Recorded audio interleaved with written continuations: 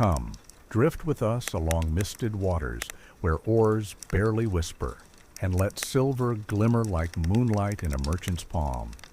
Let your breath slow to the rhythm of a quiet harbor waking. What secret paths does silver cut from distant deserts to these northern reeds? And which small choice, one coin, one oath, one course of sail, might bend a life before the sun has set? Follow the hush of the scale and the murmur of the rampart, and see how the day opens like a ledger that remembers everything. The earthwork of Hedeby, curved like a sleeping serpent, gathered the dawn without a sound. Dew beaded on the semicircular rampart and loosened into threads that slipped down the turf. Inside the ring, plankways ran over the damp like sentences over a page, and boots learned each knothole by heart. Smoke climbed from low roofs and braided into a pale sky that promised a south wind. From the harbor rose brine, mud, and tar, the old triumvirate, and above it, voices that began low and climbed with the sun. The jetty timber was dark with water memory. Seabirds argued as if law was their trade, and the town answered with hammers, ladles, knives, nets, and the news of other places arriving on the tide. Halfdan, the counter of weights, patient-eyed ledger-keeper, walked with his cloak pinned high and his hood pushed back to taste the breeze. He had the habit of pressing his thumb to the little leather pouch at his belt, as if to be sure his folding balance had not slipped out in the night, and weighed dreams instead. Beside him moved Asa the far-sighted, navigator of hidden shoals, hair-bound, eyes already reading the tremor of cordage, and the thin pale bands in the east that tells a sailor what the day intends. They passed a bone worker rubbing ash into his hands before carving a tooth, a smith whose first hammer announced the hour with iron logic, and a dye woman whose purple vat smoked like a secret. Their steps kept time with the harbor's pulse, 2 beats in a larger heart. The harbor opened like a smile at the foot of the rampart. Jetties thrust outward like comb teeth, and between them the water held a smoothness that made masts seem taller than they were. Fenders thumped, ropes creaked, gulls and ravens threw thin insults, and people replied in the grammar of knots. A skiff nosed in, a boy leapt out and ran the mooring faster than thought. Trays of glass beads winked like captured dawn. Amber lay warm without the sun, a fossil light in the palm. A comb seller laid out teeth so even that order felt briefly possible. Farther along, a pot hissed with pitch, and a woman blackened with soot sang as she stirred the tar that would make ships keep their promises. Halfdan and Asa's knarr sat honest in the water, full-bellied and plain, with a beam that promised steadiness more than speed. Yesterday's tar still breathed from the caulking, and the smell meant seaworthiness more than any oath. The steersman, Ulf, old, spare, and loyal to no wind but the one he could use, raised a hand. Halfdan returned it. On deck, the cargo stacked into patient shapes. Furs tight-rolled, wax-sealed, honey banded against robbers and bears, bags of salt, small bundles of glass beads that clinked like intentions. In the stern sat a chest of river pearls, pale as milk. In the bow, a bale of combs packed in wool waited, teeth protected like a future argument. There were coils of line, spare oarlocks, a pot that would hang over a small hearthstone, and a folded sail that seemed larger asleep than awake. "Scales," said a voice that smiled without warmth. Kettle-red hand, a smile that never reaches the eyes, stepped from behind stacked timber. His cloak was dyed too bright for the hour, his hair arranged to suggest ease. He set a silver dirham in his palm, letters like pathways, clean and crisp. "Measure me this," he said. "Tell me what it weighs today, and whether the east still sings in its ring." Halfdan looked to Asa. She nodded a breath. He took the coin, held it to the light until strikes and script offered themselves, and flicked the rim with his nail.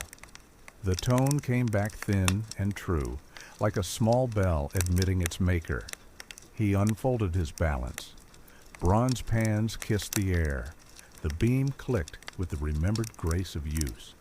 A weight went down, then a sliver.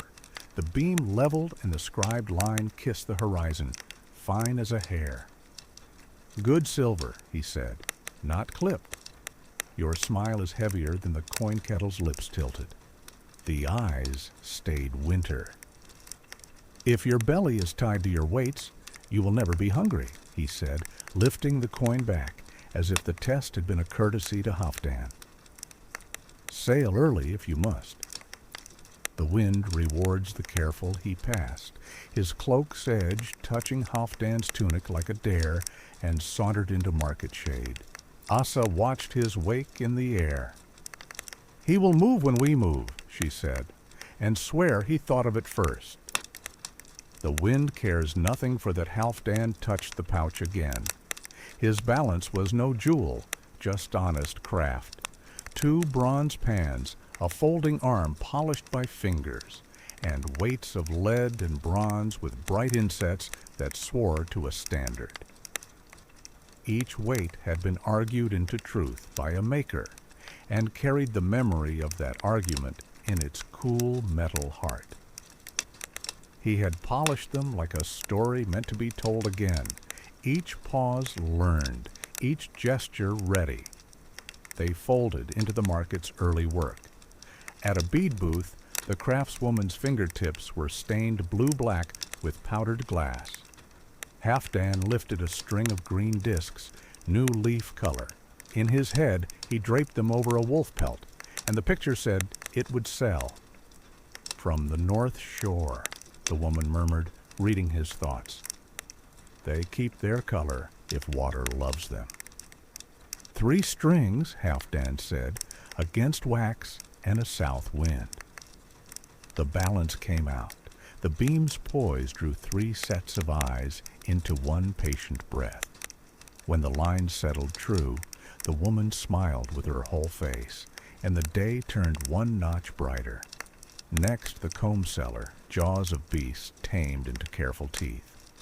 Halfdan's fingers slid across the polished points and felt hunting, winter, and use. "Buy them now," Asa murmured. "Gotlanders make envy with bone.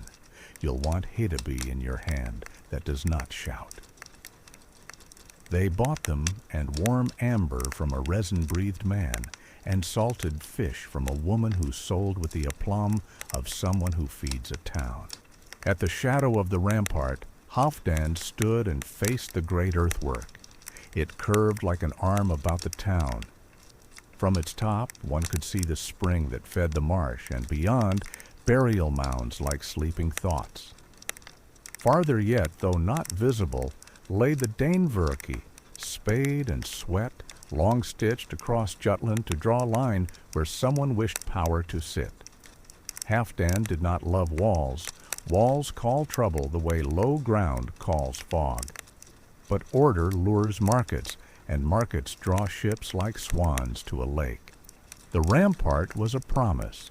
Stay, trade, leave unharmed. He thought of the portage south to the rivers that speak to the North Sea, the carts that rutted earth under bales and barrels, the toll-keepers with their little king's rods, the men with shoulders like beams, and the silver that turned effort into rout. "We go east," he told the rampart, "because vows want a witness larger than a person. Out the Schlei, keeping land like a friend at our elbow, then up the coast and into the islands that the sphere name like kin. We will not sit where currents speak in 2 tongues." Asa's palm found the timber at his shoulder. "And we won't show Kettle our back long enough to court his knife. If he follows, he eats our wake." She glanced at the sky where thin cloud wrote nothing decisively. If wind keeps its good temper, we'll drink lake light by the week's turn. They made it true with hands on wood. Halfdan tapped cross beams with a knuckle, listening for hollows the way a physician listens for secrets.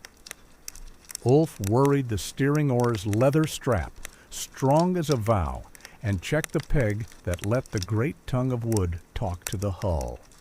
Leifer, the young hand with hunger behind him like a winter, laid out food, hard bread, dried fish, a lump of butter wrapped against thieves, and barley that would soften in a swinging pot. Halfdan touched every piece as if making a list with his fingers, acknowledging the unseen hands that had brought each thing. Miller, curer, beekeeper, boatman, woman who turned salt into sustenance. Old talk says ships listen, he said. They learn their crew as we learn wind. Asa smiled. Make it listen kindly. A sulking boat is worse than a surly man. He set the small bronze scale on an upturned barrel. Out came weights, each wrapped in cloth like a swaddled idea, each with its bright inset, each a declaration of honesty.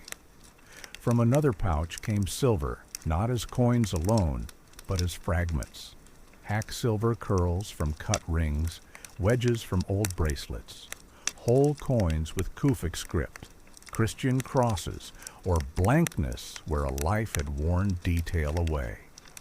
He felt edges tell stories, the crisp bite of a new issue, the softened ring of one that had paid for a century of bread, the scabbed cheek of a clipped piece that asked forgiveness in advance. He weighed and entered numbers into memory, setting the day's starting line on the wax tablet of his mind. "Do we carry enough to answer Birka's wants?" he asked, more for the sound of prudence than doubt. "If we carried everything, we'd sink," Asa said. "Birka wants stories more than goods, but goods sweeten the tale." Halfdan remembered his first hearing of Birka, a trader on a wool bale, feeding little tales into evening. Black earth rich with centuries of waste turned into soil. Booths humming with the breath of strangers. A hill with a fort. A key like a tongue tasting the lake. Even then, the word Birka had felt like wind shaped into promise. A horn made a low gate in the air. After it, a voice named the hour and the tallyman, and market motion pivoted toward dues. Halfdan's body liked that turn. It meant rules that turned teeth into smiles. The toll house was simple boards with authority worn into them by hands and arguments. The tallyman held his rod like a small kingdom. Rope-colored beard, rope-colored eyes, the look of a man who has watched quarrels age into wisdom. "Halfdan," he said. "Asa, east?" "If the wind agrees," Asa answered, because piety toward the weather is good for business. "Cargo?" the tallyman asked, and Halfdan named each thing with the care of a prayer. The nib scratched, and a small bag changed hands, little clinks speaking fluently. "Bring back more than stories," the tallyman said. "Stories do not stack." "Sometimes they count you," Halfdan answered, and saw the corners of the man's mouth confess a smile. Catil finished his own business with the confidence of a man who considered exact sums a personal style. "For Birka?" he asked, as if the place had been made to examine Halfdan. "For a day's work," Halfdan said, "and a night's thought." "The East is generous when it sleeps," Ketil said. "Wake it if you can." "We'll see who morning loves Asa," touched Halfdan's back lightly. "Go." Before casting off came the steadying right. From his pouch, Halfdan drew a simple silver ring, unadorned, size for a strong wrist. It had been cut and mended and cut again. The mark showed where his knife had taken measures from it. Sacred not by priest, but by practice, it was their shared measure. He set it on the barrel's head. Asa set her palm on it too. "We sail as partners," she said. "We share as partners. We keep our word even when the sea would buy it." "We weigh our axe on the balance that knows our bones," he answered. They kissed the ring. It tasted of metal and old fire. Leifer watched with round eyes, learning how grown people make faith out of work. The moment breathed and was done. Asa spoke. Cast off. Ropes moved like thoughts changing their minds. Fenders came in. Oars dipped and lifted with the sigh of beginnings. The knarr accepted the water's hand, slow and motherly, and pointed toward the channel where the schlei unwound itself into day. As they slid past the last jetty, Halfdan glanced back and saw the town arranged like a chest left open, compartments neat for once under morning's discipline. At the edge of two posts, a small figure bent, lifted something from the boards, turned it to the light, pocketed it in one smooth motion.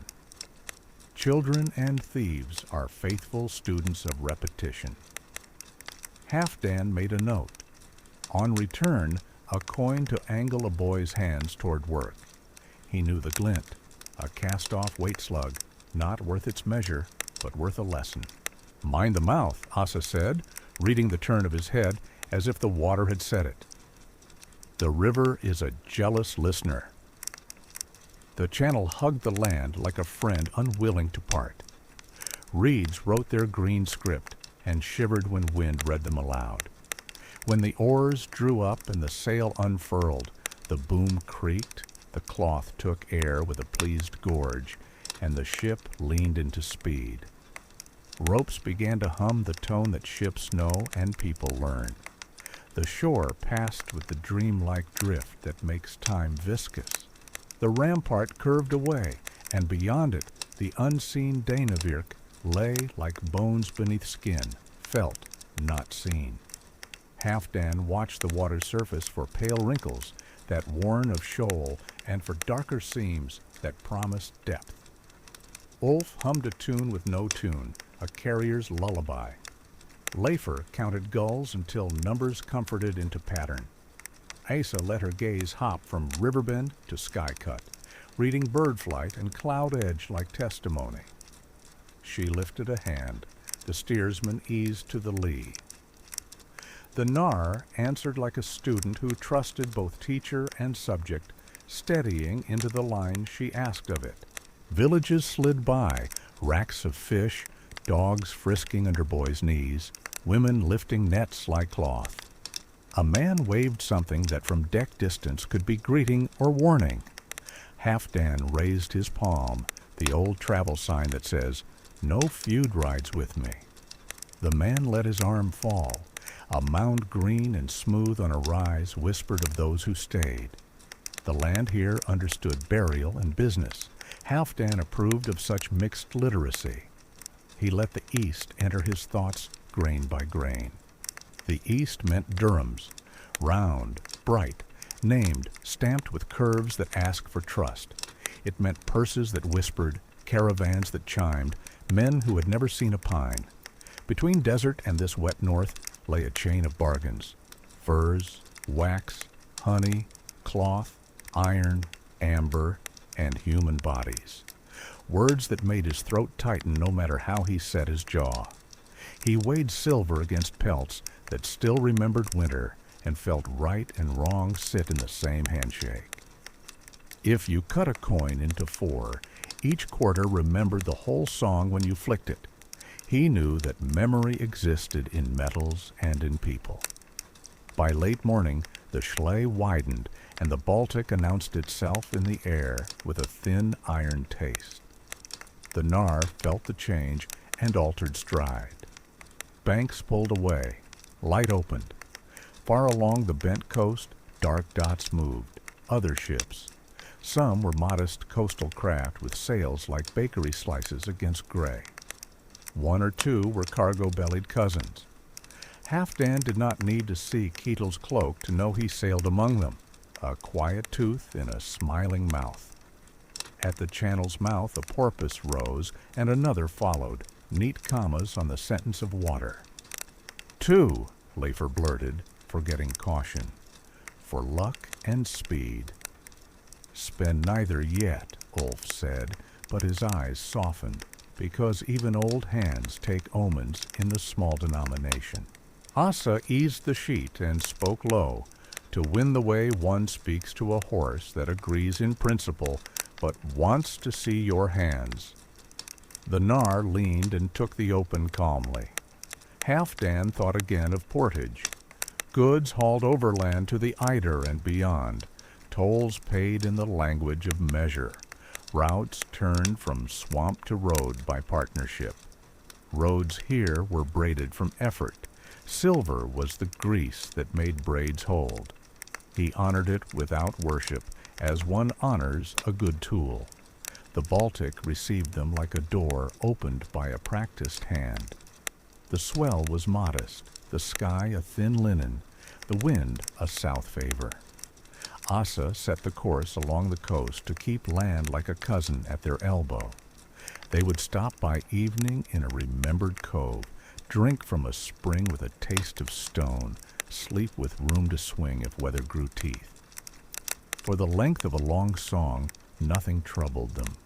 They ate hard bread and licked butter, like children permitted sweetness. Halfdan taught Leifer the weights as if naming cousins, ounce, half, quarter, plugs bright as promises. The feel of balance when truth sits down. Birds drew lines across light. Asa tilted her head to where wind begins when it is still thinking. Then the other ships came near. One fished with nets ragged as legend. One was bright painted, crew singing to make rope and time agree. The third hung back with politeness that smelled of calculation. Kettle stood at his bow. Distance turned his face into simple geometry, but even from here his eyes refused the work his mouth performed. He lifted an arm, greeting, counting, insult. From water distance, gestures blur. He will talk when the wind drops, Asa said. He's a talker of calms. And a buyer of storms, Halfdan answered, recalling a season when Kettle profited quick from violence and paid interest in trust. Toward afternoon the breeze softened, and Kettle's ship slid nearer, not so close as to claim, close enough to bridge with voice. Halfdan, he called, you carry enough for 2. If I carried that much, Halfdan called back, I'd have too much for 1. A good heart is lighter than a good purse, Kettle sang, loaning wisdom he did not spend on himself. We sail for Birka, Asa said, not to inform but to set the world in a sentence. Then I will see you there, Kettle answered, as if the thought had just visited him. He gestured toward a smear in the west. Beware the thin gray that pretends to be a cloud. We are wary of all that pretends, Asa said, and the knarr quickened to the small command in her hand. Cove shape appeared, a bite in the coast, teeth of low rock, pines writing dark runes on light. Water greened and gentled. Relief arrived with the specific tone sailors pretend not to notice. They anchored with small ceremony. Ceremony is the night's blanket, and set barley to soften in a swinging pot. Halfdan unrolled a blanket whose weave was a gift for fairness. He knew the maker by finger, not eye. They ate with the quiet mindfulness that work earns. After, Halfdan set his balance on the deck and let a lantern paint the beam shadow like a wavering law. A dirham went left, a weight right. The beam came level, and breath followed beam. He thought of the coin's road, rivers, sledges, rapids, portages, bargains made at mouths he would never kiss. He thought of hands, clever, calloused, ringed, cut. He thought of boys and girls whose names were not kept when their bodies were counted. The coin felt colder and then warmer for being acknowledged. He lifted it, set another, let the rhythm weigh him into stillness. Asa returned from the spring with water, tasting faintly of fern. "We lie off," she said. "If the West changes its mind in the small hours, we need room to argue." "Lifer takes first watch," Ulf growled, tradition allocating duty before kindness. Leifer's head bobbed eagerly. Halfdan slipped him a slice of dried apple, rare sweetness kept for moments when a boy learns the shape of responsibility by wearing it. Light drained as if reluctant, pines blacked into crisp edges, stars stitched themselves into a canopy that remembered other nights. Halfdan wrapped balance and weights and set them close. He disliked dreams that wandered too far from truth and stretched under the mast, a wooden axis that told him up and down in the ocean's moving house. Birka came to him in the soft corridor before sleep, black earth gleaming in lamplight, hill fort dark above law, key murmuring in 50 tongues, a tally rod tapping the day into lines, women's bead collars like small galaxies, men's knives tasting coins, Ketel's smile at 3 paces, Asa's head turning a degree that unmade it. Something unnamed hovered, some bargain that would ask more than a thumb's pressure on a weight. "Tomorrow," he whispered. Asa sat her usual long minute as if keeping the ship from floating into the sky. "Tomorrow," she answered, and the words slid off the deck and returned as a calmer ripple. In the thin hour when ghosts turn in their sleep, Lifer rubbed wakefulness into his eyes and heard a sound that was not the water's habitual talk. A whisper within a whisper, a word inside a word. He looked west. A low gray had thickened, then reconsidered. He held breath and felt nothing decide. He exhaled and felt responsibility and relief trade places. When first light threaded the pines, Halfdan woke as if someone had called him. Asa stood by the stern, face briefly toward Hedeby, as if she had left a thought there and meant to fetch it later. She turned at his step. "The wind has opinions," she said. "Not yet a verdict." Halfdan kissed the silver ring to wet it in the new day. "Then we argue our case with good evidence," he said, half to wind, half to weights, and glanced toward the west where gray lay like a blade sheathed in light. The pouch at his belt felt heavier, or his hand more honest. He could not tell whether the day would measure him as he wished or as others preferred. He knew only this: to sail toward Birka is to accept all balances, even those written in another hand. They hauled anchor. The cove's green hand guided them back to the mouth.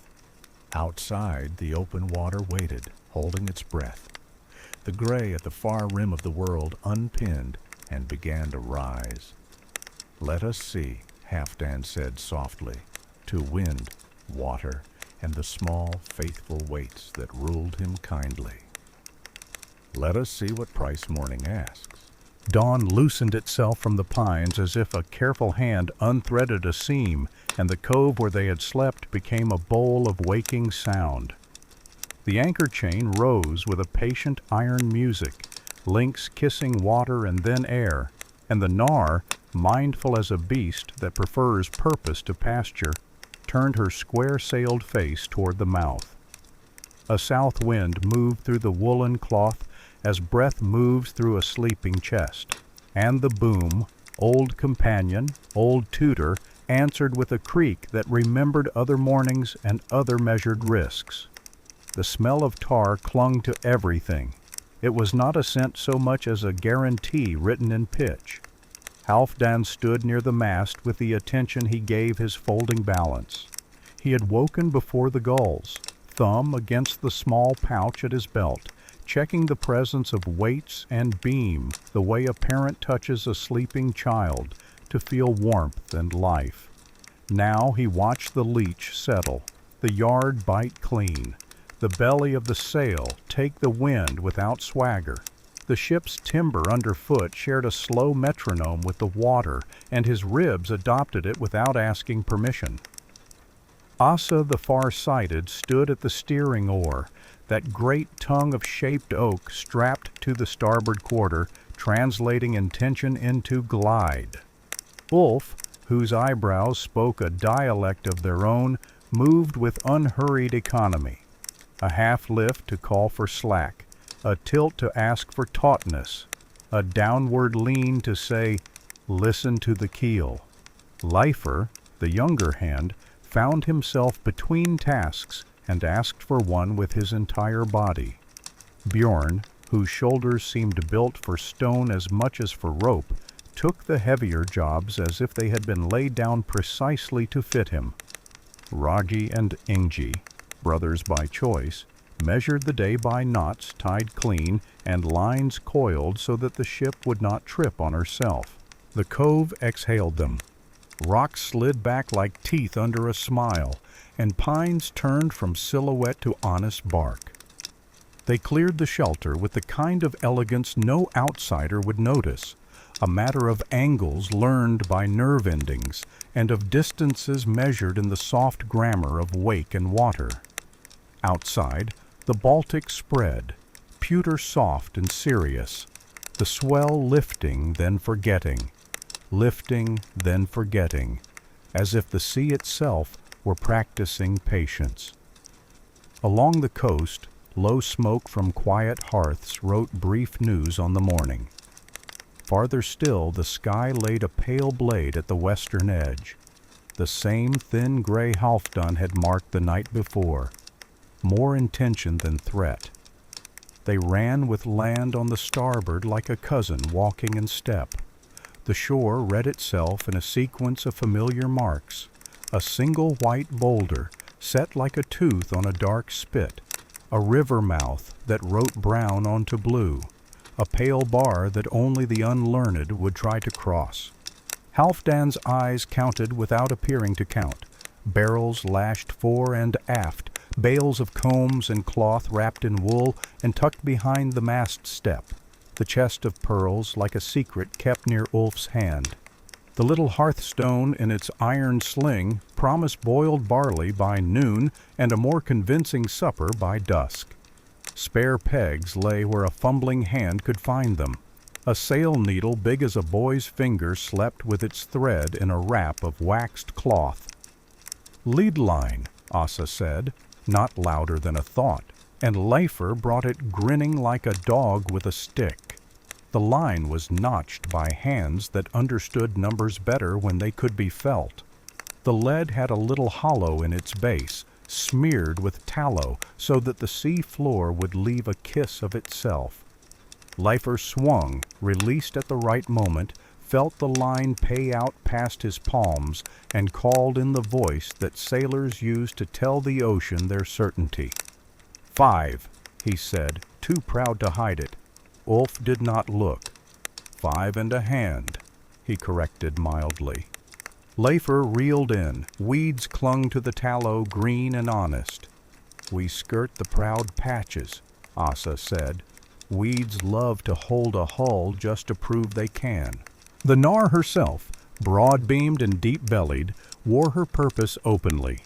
She was no street runner of a ship, no flashy long serpent meant to show teeth. She was a house that moved, a market with a keel.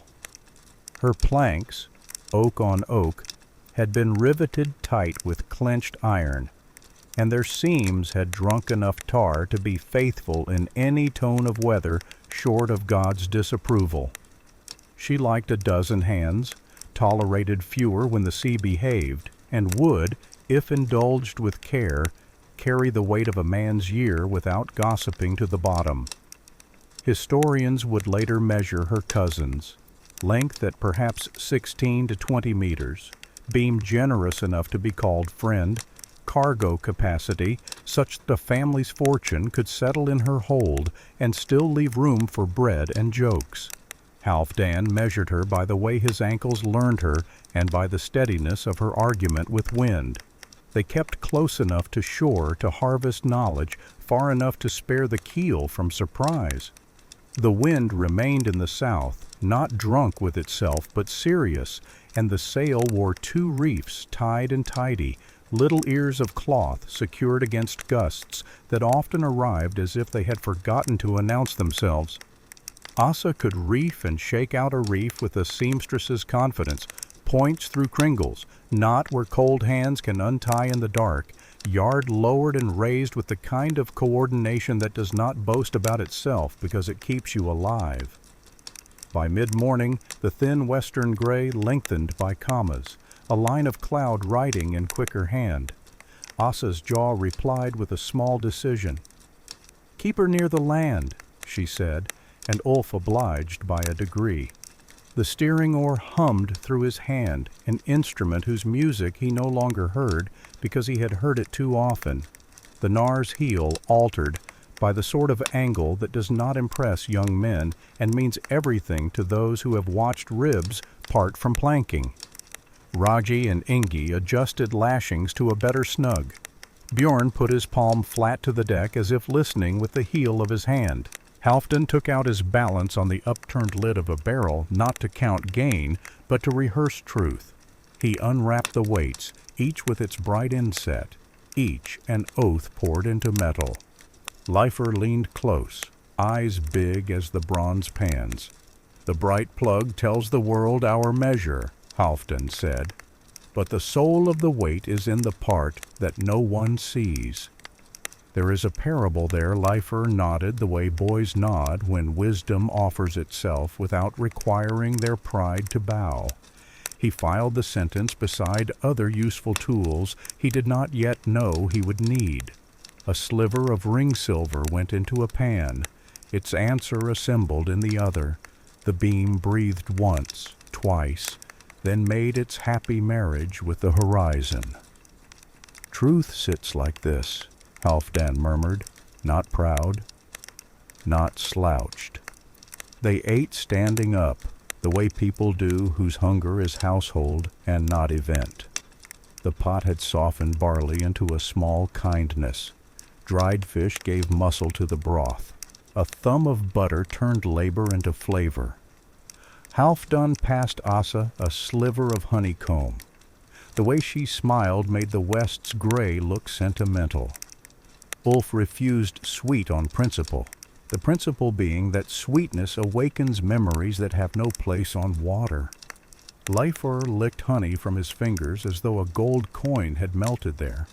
The talk, as talk will, went to roads and walls and the people who think in lines.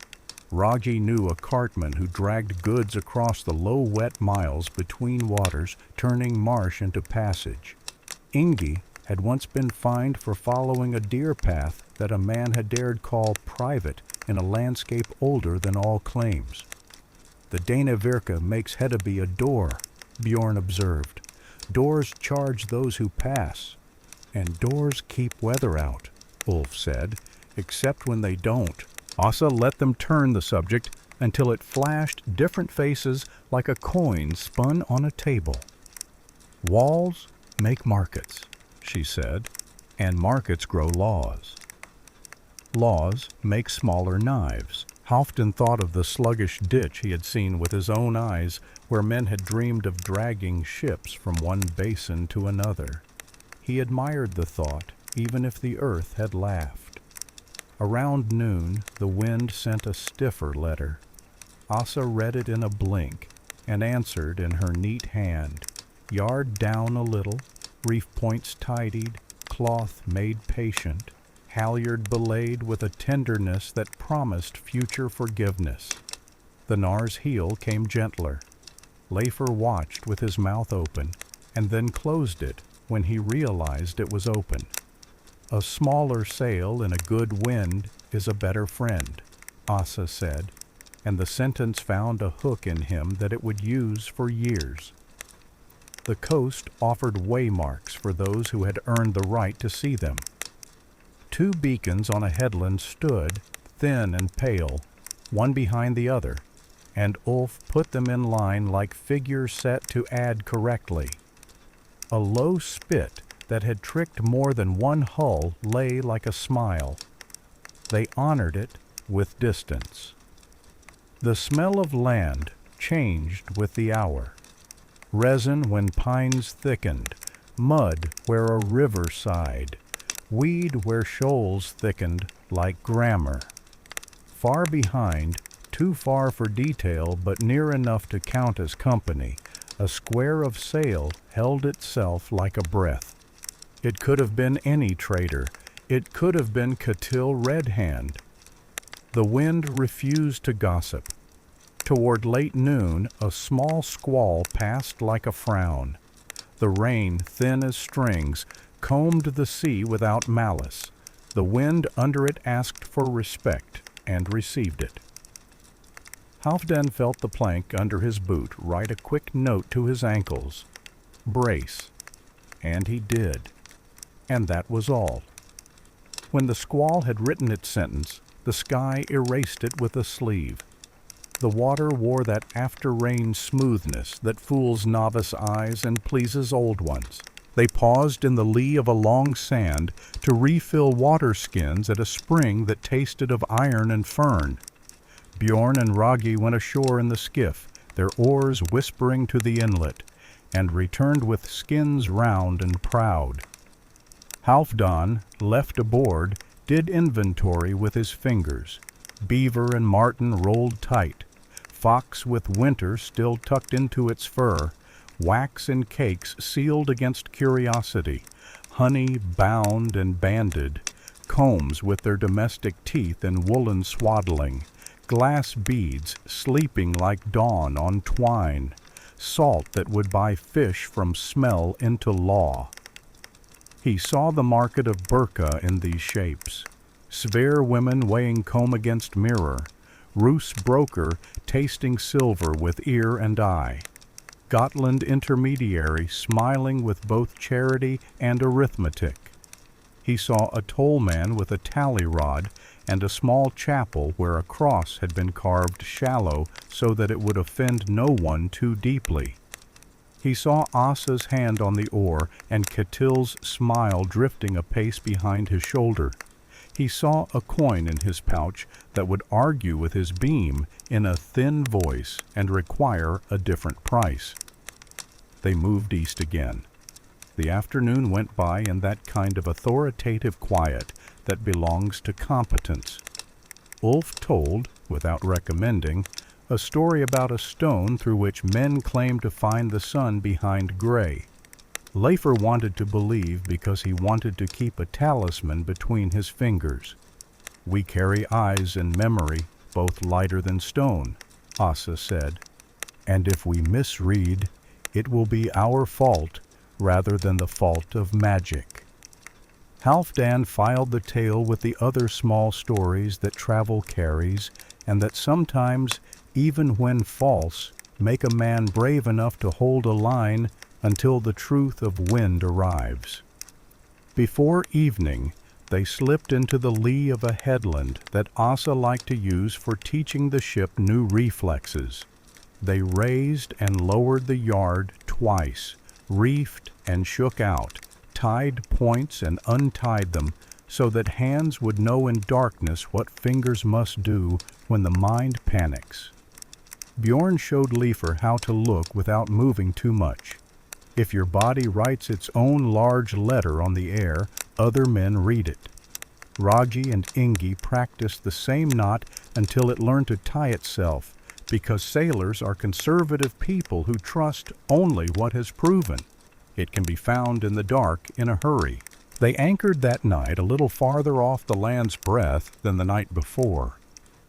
Supper came with the first truth of stars, barley that had persuaded water to be kind, fish that had agreed to surrender its best story, and a piece of onion that someone produced with a ceremony worthy of treasure. Voices went low not because of fear, but out of respect for the labor done by daylight. Halfdan took the balance again, not to count coin, but to let his hands remember the pleasure of level. A dirham with script cut like vines took the left pan. A weight with a bright inset took the right. The beam rose, sank, and held, just lightly, like a breath a singer chooses to keep long, because the syllable deserves it. "In Birka," Asa said, watching the line settle, "men will test you with stories before they test you with weights. They will tell you where the coin was minted, and by whom and what year it found its first purse. They will speak of caliphs and of caravan bells and of fables pulled out of sand that cannot hold its shape. Smile and weigh. Stories have their price," Halfdan said. "I pay that price with patience. I pay silver with silver." Bjorn, listening, nodded once. He had seen too many knives drawn by men bribed by a tale. "Words and weights keep each other honest," he said. "A rope makes both look plain." Night turned crisp. A seal's head scribbled a comma near the inlet mouth. Somewhere a bird with the soul of a gossip asked the same question twice. The knarr shifted as the tide remembered its schedule. Watches were set, Leifer first, to go to bed with earned pride, Ulf second, because his dreams were short, Ragi and Ingi third, so that their small quarrels would keep them alert. Asa the gray hour, which had been her territory for years. Halfdan, the one where morning's sentence begins to write itself. He woke before his turn, as traders do when unfinished arithmetic tugs at sleep. The ship breathed under him. He sat with his cloak around his shoulders and brought out the balance as if opening a small private chapel. He did not count. He listened. The first coin rang like a thin bell pleased with its throat. The second, a cut quarter of a ring, pretended to be humble and succeeded. The third resisted. He felt it before he measured. A wrongness in the way the rim took his fingertip, a reluctance in the face of the light. He set it down and built its opponent pan with care. The beam asked for another sliver of lead. He nicked the edge with his pricker, a wound as small as a midge bite, and the color that answered was not fully clean, not scandal, not theft, but a quiet wish against truth. Asa's voice came from the stern. She had slept as a cat sleeps, with one ear awake. "Price it so the lesson costs a little," she said. "If you make deceit ruinously expensive, men will hide it and then resent you. If you price it correctly, they will bring you honest metal to save themselves trouble." Halfdan smiled into the dark. "We will teach with the beam," he said.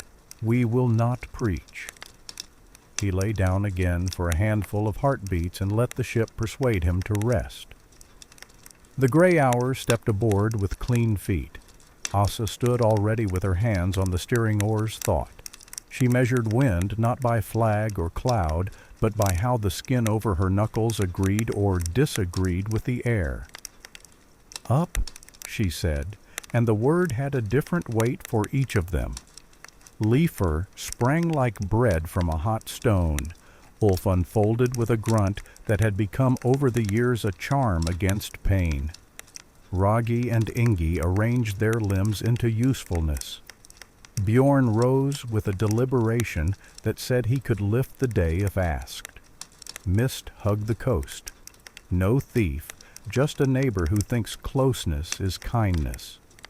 Beacons on the headland drew two pale lines in the gray. Ulf put them in a marriage and kept them there. Leifer's lead line sang its soft song of depth and weeds. Ragi trimmed. Ingi belayed. Bjorn watched the white for shape, since men who hate you like to row in fog and boast later. Asa threaded water as if sewing a long hem that would not end. The knarr glided as if she had been built for this one corridor and this 1 hour. When the mist surrendered, the day arrived with a workman's face. The sky was linen-colored and brisk. The sea showed stripes and shadows like a robe that had been creased at the chest. The coast altered into a slightly different handwriting, as if a careful god had turned the page.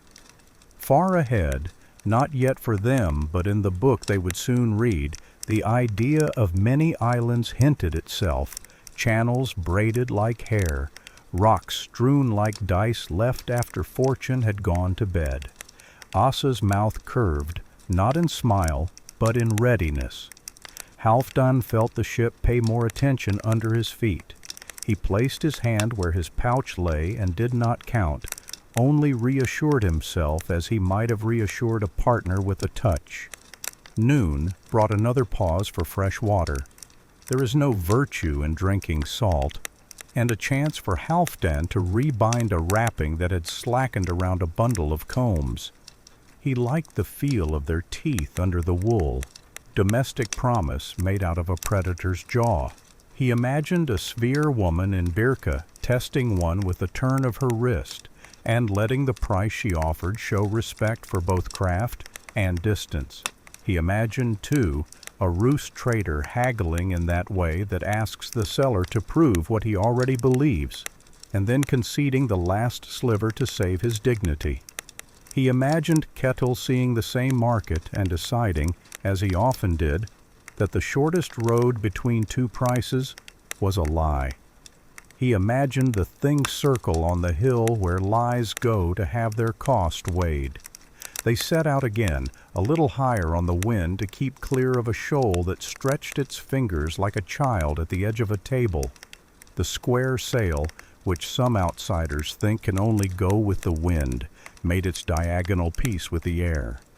Yard braced, sheet trimmed, keel biting.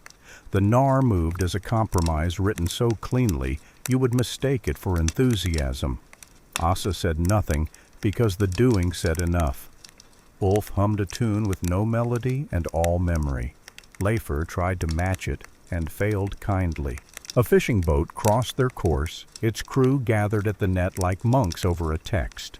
The two vessels exchanged the minimum of politeness, hands raised, wrists loose, faces bored, the way road walkers nod to each other at a gate.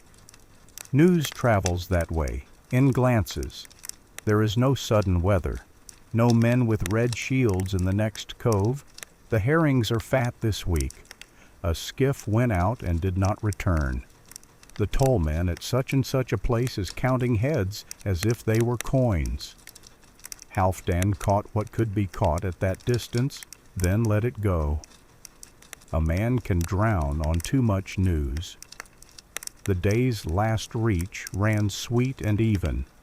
The west's gray had stepped back, remembering another appointment. The south wind had forgotten to be willful. They came to a small inlet where the land curved around itself in a way that made a promise even to those who distrust promises. Anchor took ground with a thump that told truth and not adventure. The swing settled, the deck relaxed underfoot, the sail came down with the sigh of a strong back allowed to sit. They ate, because eating at the right hour is as good as a prayer, and their voices stitched themselves into a fabric thick enough to cover the day and thin enough to let stars through. After supper, Halfdan opened the small chest that held things he trusted, the balance, the weights, the pricker, a sliver of lead rolled like a question. He laid the beam's line against the horizons, and the two agreed to be friends. He set a coin that had traveled farther than he would ever travel. A dirham struck where sand is the first sentence of any story, and he listened to its ring and weighed its will. Some mint masters are careful, he murmured, half to Leifr and half to himself. Some are careless. Some are instructed by rulers to stretch silver the way a poor widow stretches soup. The balance hears all. Leifr nodded as if the words could be shelved like tools. A boy's faith can carry a ship farther than a man's cynicism if someone wise keeps a hand on the tiller. Tomorrow, Asa said quietly, gazing toward a darkness that was not empty but full of rotes. We begin to taste the lakes and channels and the people who live with both. We will come into harbors where laws are older than the boats that obey them, and into markets that have learned to smile at new faces while counting the fingers on both hands. Halfdan smiled without showing teeth. Tomorrow, he echoed, meaning not the number on the sun's calendar, but the next careful step in a sequence that would take them to Birka's Key, where scales are unfolded like flags and reputations are either spent or saved. From beyond the headland's shoulder came the faint beat of oars, slow, regular, someone else's purpose. Nobody aboard stiffened. The sea is a road that never sleeps, and the wise learn to accept traffic without envy. Ulf counted, not with numbers, but with a mariner's old arithmetic. 4 on a side, he guessed, or 6, if they are keen to be home to wives who are better cooks than the sea. Bjorn looked out and let the shadow enter his vigilance and then leave it again. Night cooled the timbers. Cloaks came close around throats. Breath turned visible and then modest again. Sleep gathered them, each at his or her own pace. Halfdan lay with one hand on the leather pouch and the other open as if in welcome to a guest he hoped would be kind. In that thin place between aware and gone, he saw the archipelago ahead like a riddle written in water, and the face of a broker in Birka measuring not only silver and fur, but patience and kindness and long memory. He saw Ketil's ship at a courteous distance, and the glint of a coin offered with a smile he did not trust. He let those pictures go because morning would draw its own. The gray hour returned with its honest face. Asa rose as if the deck had asked her to. She answered with the steering oar already in her hand. "Up," she said, and something in the word set the day by the mast like a clepsydra. The anchor came home with its usual reluctance. The knarr swung and found her line. The south breathed into wool. The yard remembered its true angle. They threaded back out, through pines that had turned from shadow to bark again, past a rock that now looked more like a promise than a threat, into a world that had not yet decided whether to be kind or to ask them to be brave. By mid-morning the land's profile had begun to break into hints and promises. More coves than one memory can hold, more channels than one opinion can govern, more islands than a single hunger can visit. The knarr listened for instruction underfoot. Her crew listened for Asa's quiet arithmetic. Halfdan listened for the weight of the day in his bones. He touched the pouch where the balance slept and let that comfort be small and sufficient. Behind them, that square of sail held steady as a breath again. It could still have been anyone. It could still have been Ketil. The sea refused to supply names. Ahead, the afternoon arranged itself into a runway of water and law, each invisible, each binding. Halfdan felt, in a way no word could hold, that the next reach would carry them out of the mere company of coasts and into the corridors by which silver traveled with stories braided into it. "Hold this line," Asa said softly, and Ulf held it, and the knarr leaned into the discipline like a horse that trusts the rider. The wind set its open hand on their shoulders.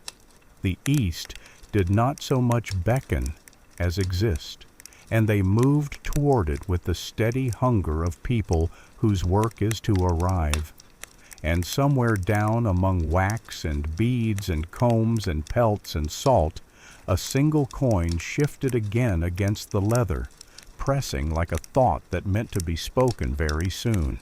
Morning arrived as a patient correction rather than a surprise, the light laying its thin hand on water that had spent the night rehearsing calm. The coast ahead broke into smaller thoughts, ribs of rock shouldering out of the sea, channels braided as if a giant had combed the world and left each tooth mark in place. Asa took the steering oar as if she were lifting a pen. She began to write their line among skerries as one writes a letter in a language learned young and never forgotten. The knarr listened with the goodwill of a creature that knows it has been well asked.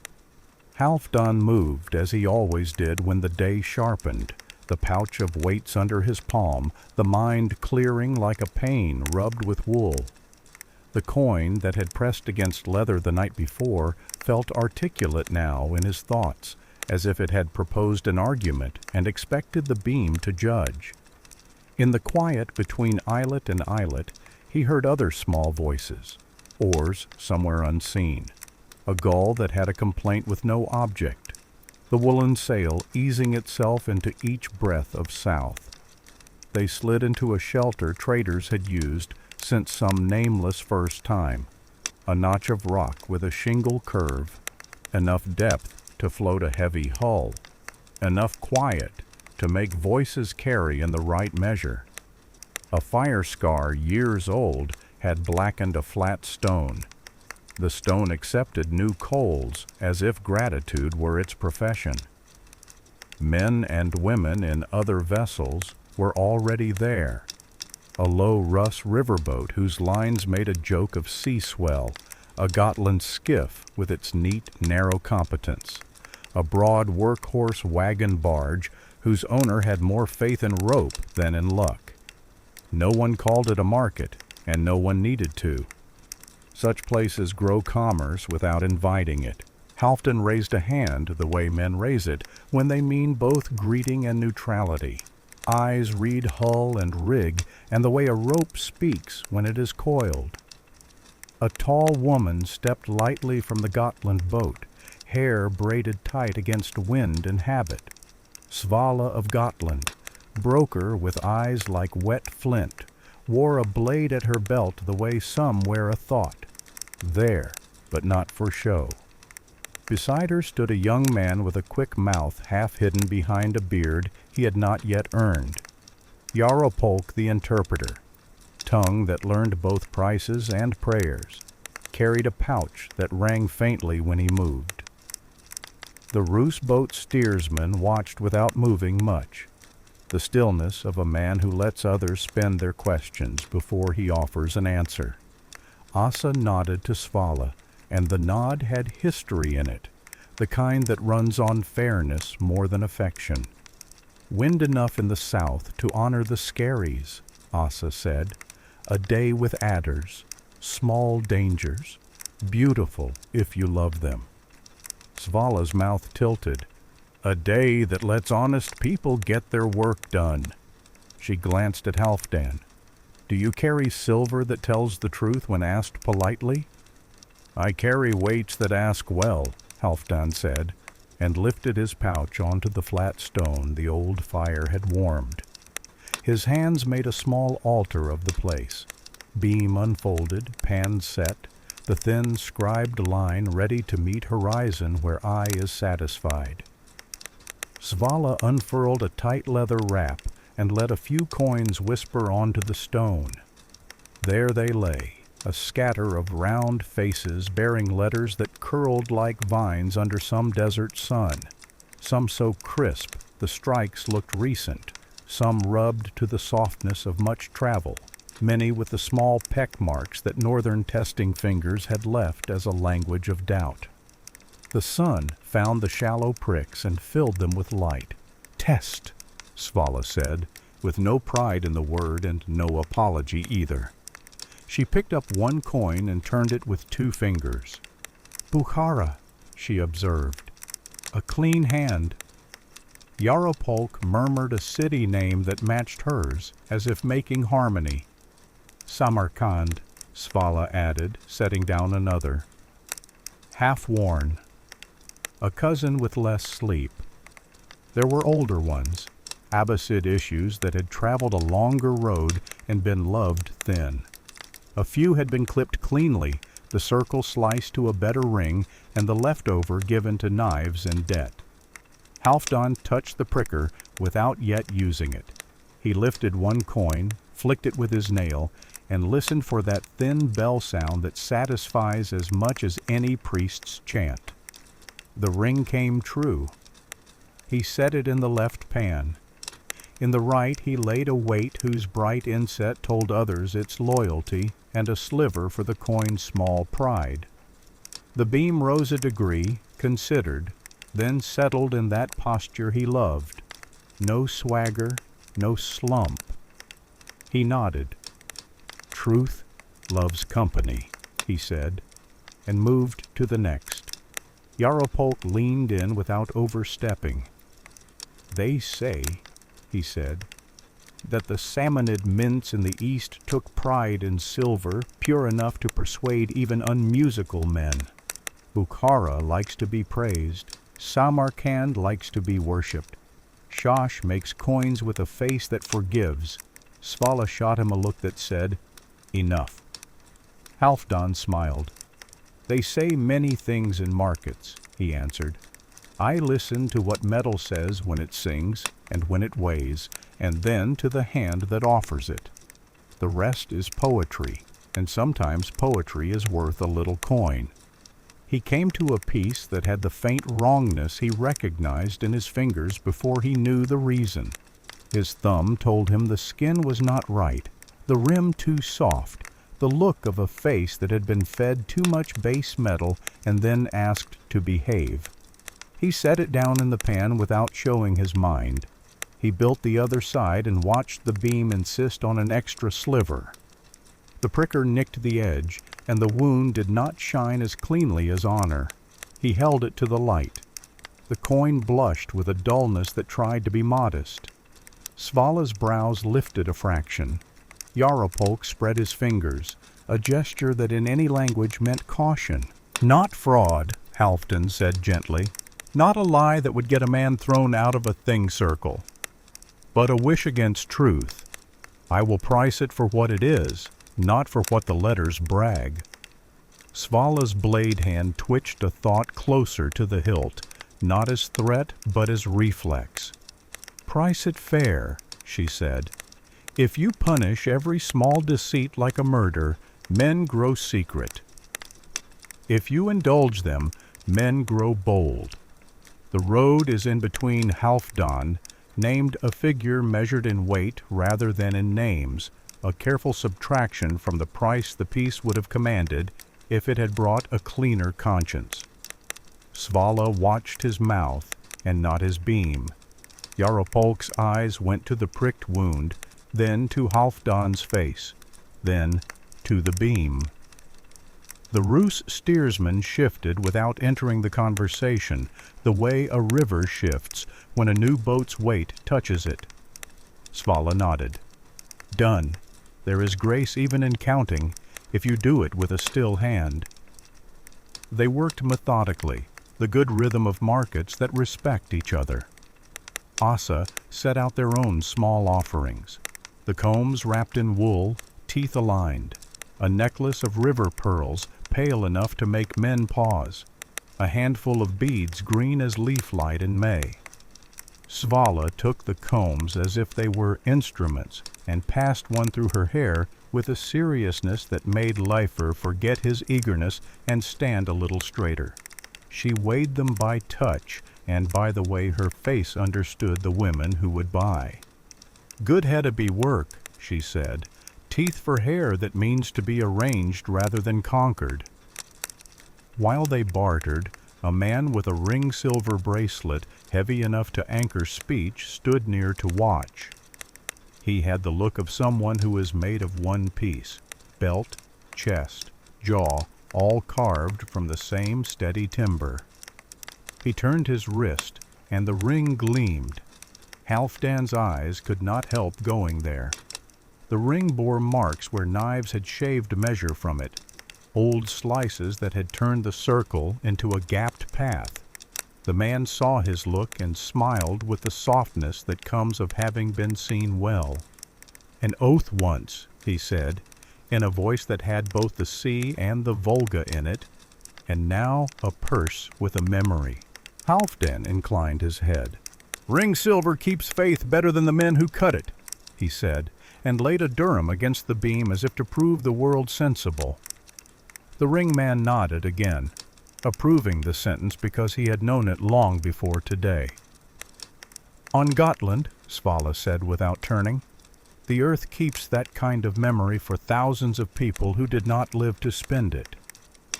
The plow finds a whisper of clay, and the whisper rings, and then there is a jar that someone hid in a hurry and meant to dig up. She flicked her gaze to Halfdan. They did not return, or they did, and could not find the exact turn of grass. Historians note it when the ground gives up those jars, Halfdan said lightly, glad to lift the story without making it heavy. They argue afterward whether the jars were a miser's courage, a family's savings, a ritual gift to the earth, or a second heart buried to be found again when storms pass. Yarapolk grinned, and all those can be true, because the men are dead and the coins have no tongues to gossip. He turned a dirham, watched light move in the peck marks left by other fingers, and made a tiny, involuntary sound of love for the neatness of circles. Svala tipped her chin toward the Roos boat. Klim, she said, sparing the steersman a full introduction. Klim the river hand, eyes that had learned the distance between a wharf and a promise, stepped lightly onto the stone. He did not put his coins on the ground, not yet. He watched Halfdan weigh more of Svala's, watched how often the beam settled without argument, watched how much breath moved in Halfdan's chest before he spoke a price. Then he set down a little parcel with the wariness of a father setting a sleeping child beside strangers. The coins inside were fewer, and their faces told other stories. A pair of older Abbasid issues grown smooth by life lived among belts and bowls. A newer Samanid piece with a strike so sharp the letters could have cut fingers. A clipped crescent that had been carved honest from a larger round. From Bulgar, Klim said, naming the city with a pride that did not need to be loud. Up from Volga and down to us, along winter roads, when the rivers freeze with a courtesy that allows sledges to teach water how to behave. His mouth tilted. In spring, everything unlearns what winter taught, and men must bargain with current instead of with ice. Halfdan weighed, tested, nicked, listened. The little peck marks on Klim's pieces had a different grammar from the ones on Svala's, some made by knife tip rather than pricker, some made with deliberation so slow you could hear the testing man's breath in the mark. We pecked the coin because we pecked the man, Klim said, seeing Halfdan see. A liar does not love a coin that bleeds, and a careful man loves it better after it has bled a little and survived. He smiled without malice. Your beam tells the truth more politely than our knives, but we all pray to the same God when we count. They reached a price that felt like level ground. Klim took beads and wax against his silver. He took a little salt and a needle big enough to sew a sail because riverboats soil their cloth with mud and sand and stubborn weeds. Halfdan accepted coins that had been made true by knife and ear. In the shadows behind the conversation, Leifer breathed shallowly, as if he feared that a loud lung would tilt the beam or offend a mint. While the last bargains were settling, Ketil Redhand drifted into the cove with the nonchalance of a man who prides himself on late arrivals that look like strategy. His sail came down with an efficient grace. He stepped onto the stone and let his smile travel without paying for lodging in his eyes. I thought to find you among school children, he said. All these little lessons with knives and bells. Svala did not bother to answer him. Klim took in the cut of Ketil's cloak and the way his crew watched the set of his shoulders when he walked. He placed Ketil in the part of his mind reserved for guests who might spill a cup and then argue that cups ought not break. Ketil produced a coin with a flourish that asked to be clapped, then set it down as if he were laying a small king on a table. "Test," he said to Halfdan. The coin looked handsome from a pace away, brave script, clear circle, and a color that had that friendly, generous gray the eye likes. Halfdan told his fingers to be as slow as old men. He flicked it. The ring came true. He weighed it. The beam liked it. He nicked, just enough to ask the question without making an accusation. The wound shone clean. He turned the edge between finger and thumb and found what he had suspected from the start. At one place, millimeters from the nick and the proud face, a thinness consistent with a clean, intelligent clip, no more than a breath taken from the rim, but enough to gather some from a dozen such breaths. Not scandal, not theft, a choice. Ketil watched his face as one watches a clerk reading a verdict. "Well?" he asked, and the single word wanted to be a whip. Halfdan laid the coin very gently on the left pan and made an answer that priced not only silver but intention. "This," he said, "deserves to buy food and cloth, and perhaps even a story that flatters. It does not deserve to buy justice. I will take it at the weight it carries, not at the circle it once traveled." Svala's mouth softened. Approval. Klim's eyes warmed an inch. Respect. Jarl Polk breathed again. Ketil did not lose his smile. "Ever the preacher," he said. "Ever the man who believes truth can be weighed with lead and a line." Halfdan turned the beam to its rest, wrapped his weights, and closed the pouch. "Not weighed," he said, "kept company. Truth is the only companion that does not cost you coin later." He met Ketil's eyes as one places a plank over a ditch. "You may court another buyer," he added quietly, "but the coin will speak to any beam you offer it. Choose your audience with care." Ketil's smile thinned and regained its old shape. He pocketed the dirham. "Birka will like my stories more than it likes your sermons," he said, and turned away. Svala's blade hand twitched again, out of habit rather than hope. The small market exhaled. Yarn in the tangle of trade found its pattern, and people became again their boats and their loads. Klim's craft left first, sliding back toward river thoughts with the dry humor of a boat that prefers mud to swell. Svala's skiff followed, light with profit and with information filed under the eye. "You were right to nick," Jarl Polk said low as he stepped aboard.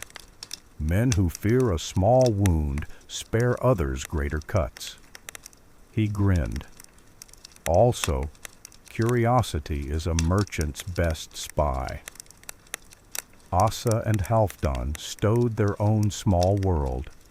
Leifr coiled lines until they made a neat rope alphabet.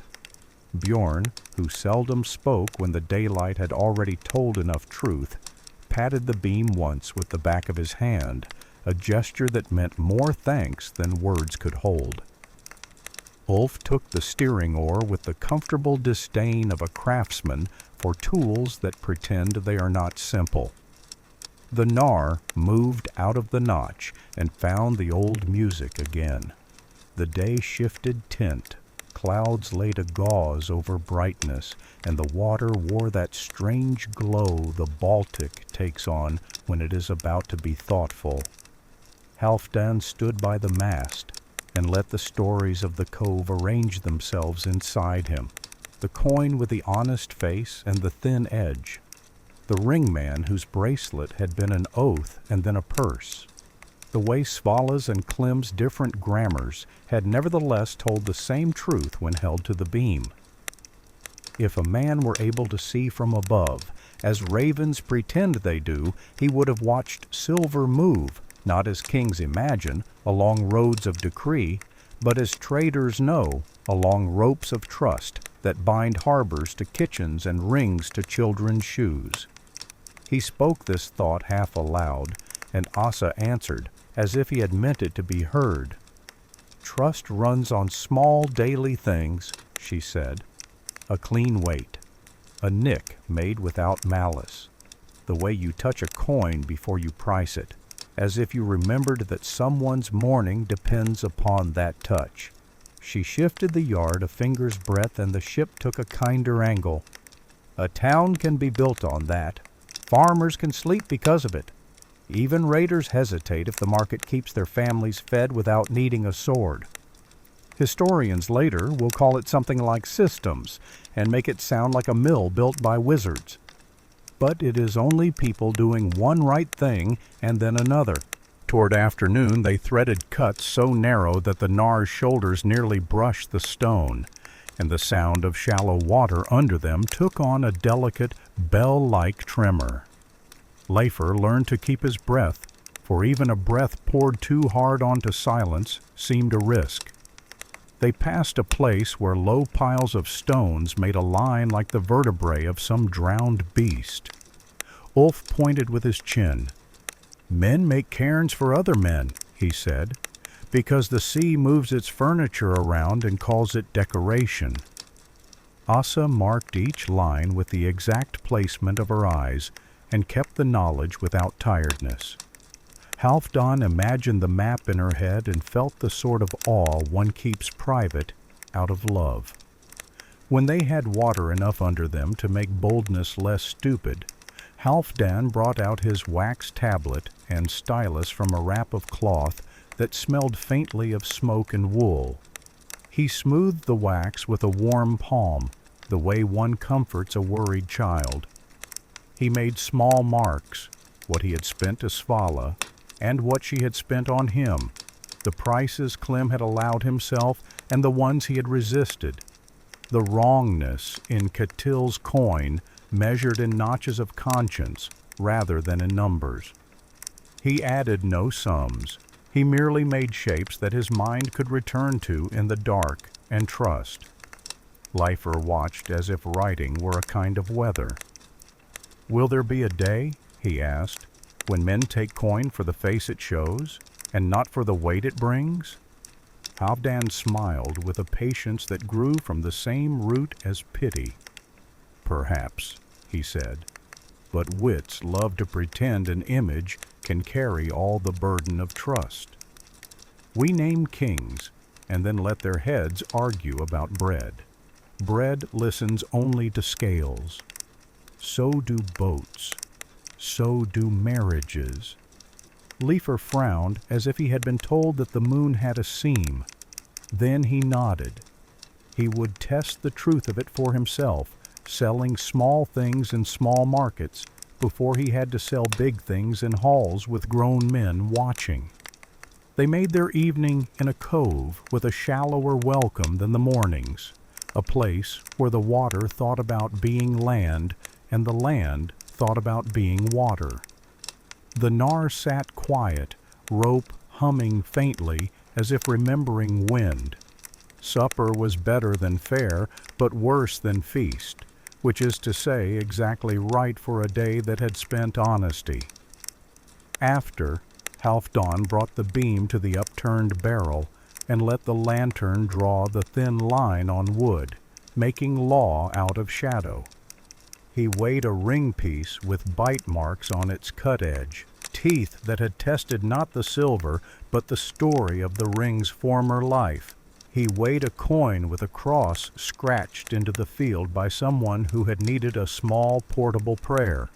He weighed a fragment of a broken ingot, its surface dulled by years near salt and skin. Each time the beam found the fair place, something in him was set to rights. "Did men in your father's day weigh as much?" Asa asked from the stern, where she read the stars with the half-despising love sailors have for points of light that pretend to be still. "More," Halfdan said, "and less. My father weighed everything because the law told him to, and also because he did not trust himself. I weigh everything because the law must wear a body, and in my hand it can hold its shape." He blew gently on the wax to smooth a line, a gesture more tenderness than necessity. The old talk says the first markets were a space between two trusting souls. I love the idea, but I have seen too many men mistake appetite for soul. He told a story then, not to preach but to lay a plank across an evening that might otherwise have swallowed words. He spoke of a winter long ago when a storm had set two families at each other's throats over a debt measured in wool and time. The thing had been called on the lake ice, the assembly ring stomped out of snow and marked by spear butts.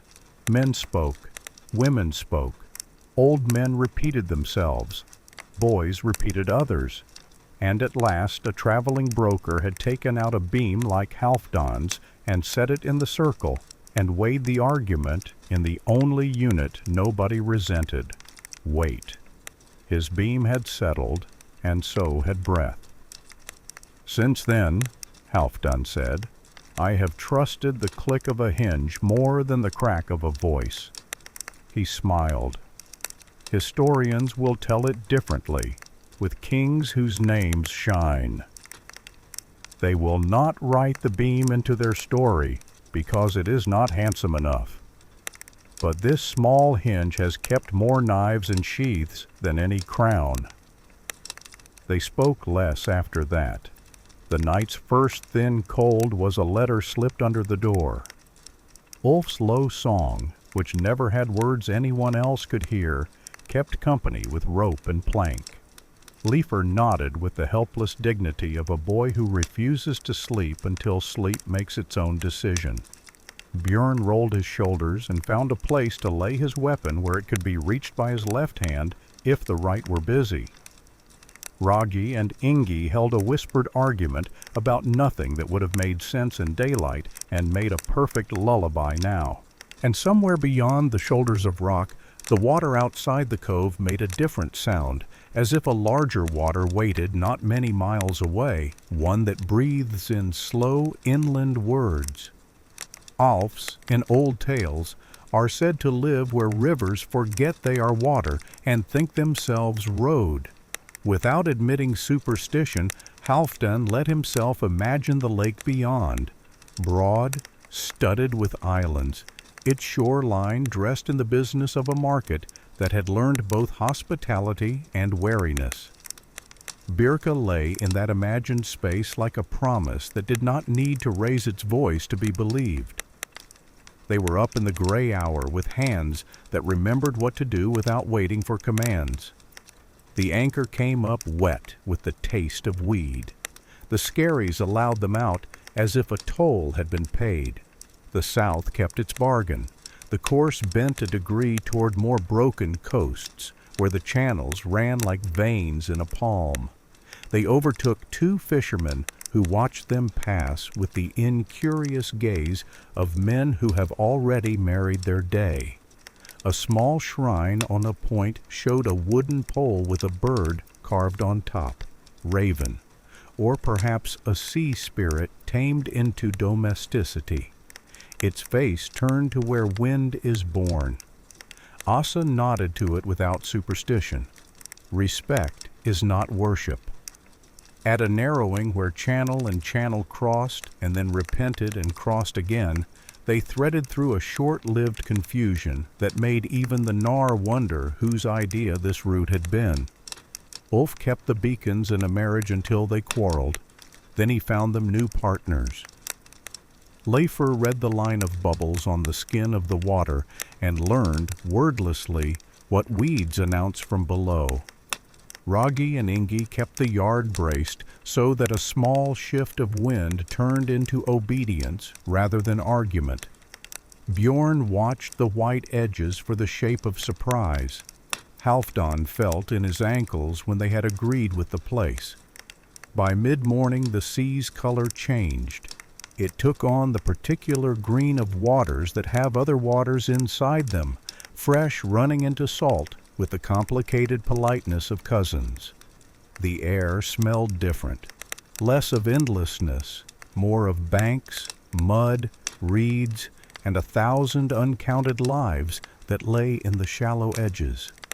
Melarin, Asa said softly, not because she could see it yet, but because the world tells its name early when the name is old.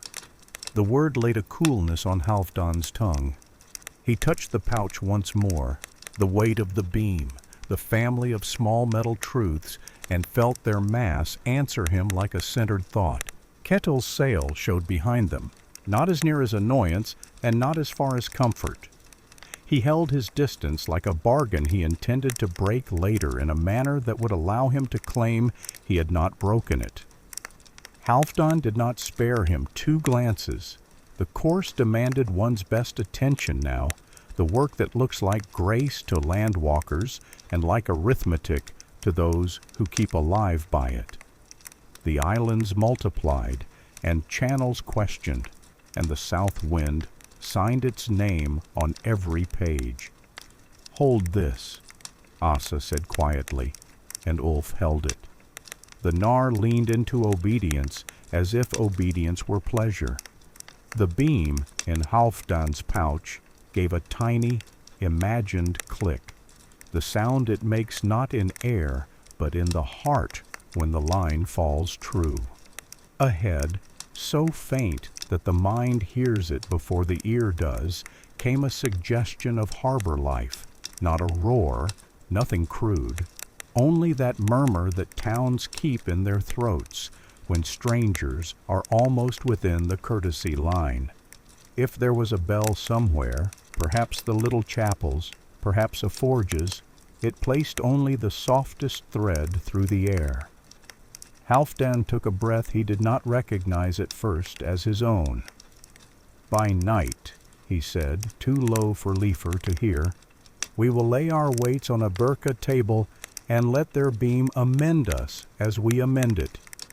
Asa's mouth tilted, the closest she came to smiling while responsible for other people's lives. "By night," she agreed, and then she set them on the last long cut before the lake's larger green would open, and the knarr, broad and honest, moved as if the water under her had decided to consider them kin. The water changed its thinking before the land declared anything. A green softened by river breath, a taste of weed and bank and low silt that said the inland world had come out to greet the sea. Channels braided ahead like hair, and the knarr, broad and honest, made herself slender by intention alone. Asa stood with the steering oar as one stands with a pen, shaping their sentence among skerries that rose and knelt in a quiet prayer. Halfdan felt the day press into his bones differently. The pouch on his belt seemed to weigh the same but mean more, as if the beam inside it were about to translate strangers into neighbors. Islands multiplied. Low pines stitched their shadows onto the water.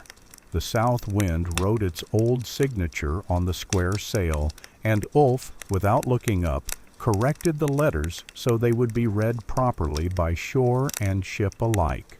Far off, a bird-crowned post kept watch on a point. Nearer, white stones had been stacked into a carrot, reminding any who read the water to pass on the left, and not to trust their courage where the bottom preferred to be met by fish rather than by keels. By mid-morning the channels loosened into a wider green, and the breath of the lake came cautious and then sure. Melarin. Asa said the word without sound. The lips alone knew it. The knarr lifted as if introduced in a hall, and answered with a bow. On this water, even the light seemed to learn courtesy. The swell relaxed into ideas. The wind arrived in amendments rather than decrees. On the left, reeds wrote their long script. On the right, smoother land hinted at farms that fed markets through seasons with different tempers. Halfdan imagined barns breathing quietly, bees being persuaded to store summer, women plucking their hair with combs that did not yet exist, and a small church with a cross carved shallow. so that men of the old ways would not be angered before they were ready to argue. In the distance, the shape of a hill began to mean something. Beneath it, a dark ribbon lay along the shore, the town where earth is black because time has eaten and left a rich, practical residue. The black earth of Birka. Closer still, a line of shore reared a little into a rampart, and above it the hill fort, the Borg, sat with a watchful forehead. Between rampart and water, jetties thrust like fingers counting. Even from here the water told how often a hull had kissed those timbers. This was not a place that had to prove itself. It had only to be read correctly. Halfdan's mind sorted the steps ahead in the order he loved. The key, the toll, the pitch assigned, the first small bargain, the quiet walk to find the chapel that had grown like a plant from a story of Ansgar and his cold journey, and a bell the size of a child's head.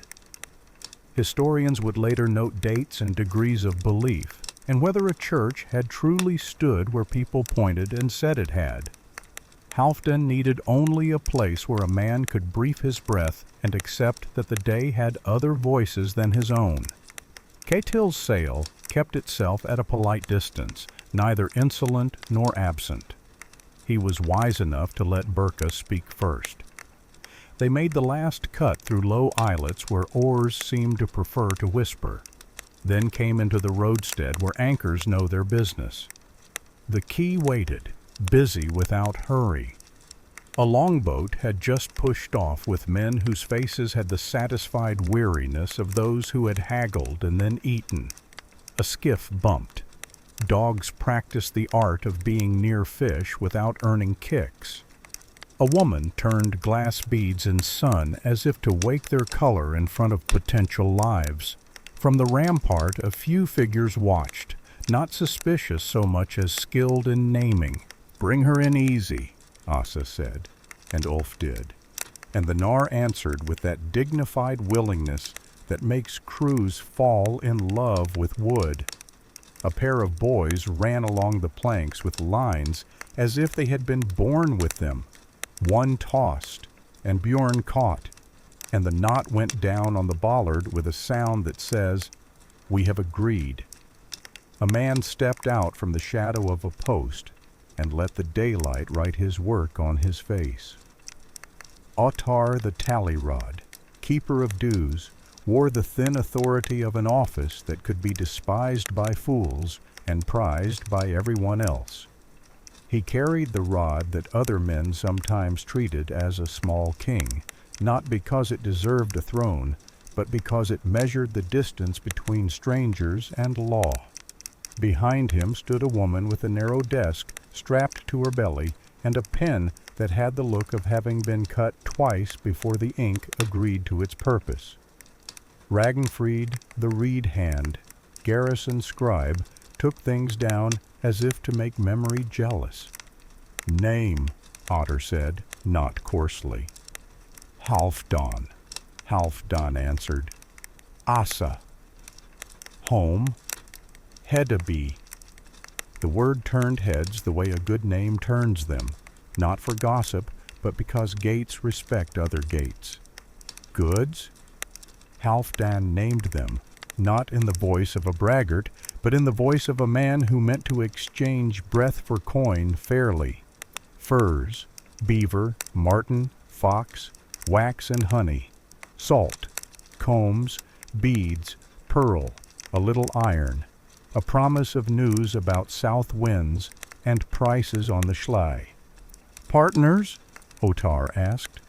"We sail as partners," Asa said evenly, and the scribe's pen acknowledged the sentence with the smallest courtesies in ink. "Wait," Ottar added, with a glance toward the pouch that now felt heavier than Halfdan's own hand. Halfdan set his balance on a plank the color of used law. The pans nested into the morning. The beam made its quiet click, the syllable that belongs to truth. He laid out his weights, their bright insets like small suns in dull weather, and offered Otter the beam without drama. Otter considered, set his own standard weight beside Halfdan's, like two men placing knives point down to show respect, and found that the horizon and the scribed line were already friends. "Pitch 3, Otter said, "against the second jetty, where the wind remembers to be kind." Dews, as named Ragnfried's pen, made a small ledger of the hour and then waited, because Birka was nothing if not a sequence that refuses to be in any order but the one that works. They moved, and the market moved them, an embrace without hands. Pitch 3 was a strip of black earth with a timber front and a plank laid for customers who preferred boards to mud. Beside it, a gill of the black earth. Market threader had already set out a curtain of dyed wool to keep the lake's temper out of his prices. He was the sort of man whose face never claimed to be finished. Every hour seemed to add a new consideration to it. "Hedeby voices," Egil said, as if his teeth could hear accents. "Furs like coats of argument, combs like civility, wax like a prayer, pearls like the eyes of a careful child. I can bring you a first buyer that does not ruin the second." He looked without staring at Asa, then at Halfdan. "And I can keep Ketil's long shadow from crossing where you weigh." "We pay brokers in fraction and favor," Asa said, and Egil inclined his head. "Favor is the only coin that buys tomorrow," he replied, and vanished like a thought that plans to return with a better phrasing. Halfdan and Leifer set the combs along the board, teeth turned toward the market like smiles, while Bjorn loosed the strings of the fur bale. The first smell that came up was winter. Customers always pause at that, a scent that remembers hush and hunger, and the way breath draws narrower in cold. Halfdan watched as a woman with hair braided like justice reached to test a comb, and as her hand touched it, he saw the way she weighed the feel against a husband's patience and a daughter's wedding. He priced, not to strip her, but to keep her in his future. She nodded. Some markets begin with a quarrel to prove their strength. Birka began his with a murmur of consent. Past the line of booths, men with spears worked without aggression. The garrison. Their eyes moved like a broom across a floor, back and forth, picking up nothing if nothing had been dropped. Above, the Borg's dark profile watched the lower world with that old patience that wooden forts acquire. Halfdan had heard a tale of burning here long before, of raids that had taken more from the air than from the ground. The earth had healed faster than the stories. Archaeological talk. He liked the word and rolled it around his mouth as if it were a sweet, would later point to layers and ash and timbers and say when fire had passed. He stood with his fingers on a comb and thought only of what water thinks when flame stares at it. A bell somewhere, small and respectable, let a single tone walk out into the day and then stopped, as if reminding men that everything besides that one note was their own responsibility. Halfdan turned his head and saw the chapel. It did not rise to argue with the Borg. It did not humiliate the old gods. It sat as if the ground had asked for a house in which sound could be held for a breath before being returned to the air. In front of it, a man with a staff and a leather bag greeted no one in particular, and everyone who passed. Steen, the bell-keeper, watcher of the chapel, had a face that could be weather or kindness depending on which window one looked through. He met Halfdan's eye not as a collector, but as someone who understood weight in prayers the way Halfdan understood weight in silver. Asa touched Halfdan's arm lightly, the sort of touch partners use to share a small news. Egil was returning with a buyer in his wake. The man wore a cloak that had been mended enough times to qualify as a biography, and at his belt hung a knife that had been sharpened to an honesty that frightened only liars. His eyes were shrewd without cruelty, and his fingers had the calluses of someone who worked on both boat and land. "Svein of the Inlets, trades in fur and time," Egil murmured, doing the courtesy of naming. "He talks to empty coves and they answer." Svein's hand went to a fox pelt that still remembered frost. He pinched, pulled, turned. "The North laid this in deep snow," he said, "and men took it with patience rather than dog hunger." Halfdan nodded. "Price me as if I had not known that," Svein added, and Halfdan loved him for giving the sentence its humor. They weighed the pelt on the beam, because even fur has the right to insist on a number. The beam found the level. Halfdan named a figure that had 3 parts: the pelt, the road it had taken, and the man who would wear it without shame. Svein countered not with a slap, but with a nudge. The beam between them had no metal. It was made of respect. They settled at a place neither would need to revisit by night, and let the silver go from hand to hand with the conversational ring of coin that knows the route. The day unfolded. Faces assembled into a chorus. A Finnic trader with eyes like black glass exchanged beeswax for salt and story. A Slavic potter priced honey by the way a wife's smile lit when she tasted it. A Sami hunter's cousin admired the comb teeth for their readiness to be gentle to hair grown under northern hats. Children counted beads and colors that would travel into adulthood as if beads were vows. A broker from Gotland, no Svala now, but her cousin by competence, tested a string of river pearls, held them against her skin, and judged whether the lake's light would improve them or betray them. Halfdan learned the small grammar of Birka's afternoon. People approached from sun to shade, not to be seen but to see. Hands always came before words, and every price had a neighbor in the mind that might be met tomorrow or not at all. Ragnfrid the scribe came by with her narrow desk and made a brief shape on her wax with a stylus. "Keeping order with lines," Halfdan said. "As you do," she answered, eyes on his balance. "As the hill does." She paused. "As the stories of the monk do." She did not say Ansgar. She did not need to. His mission was a kind of weather here, spoken of without deciding to speak. "Do you write much?" Halfdan asked, curious because curiosity makes coin. "Enough that I can read my own hand on cold mornings," she said, and her smile had the dryness of someone who has counted dews in frost. "Enough that someone will know later how much we trusted each other on these days."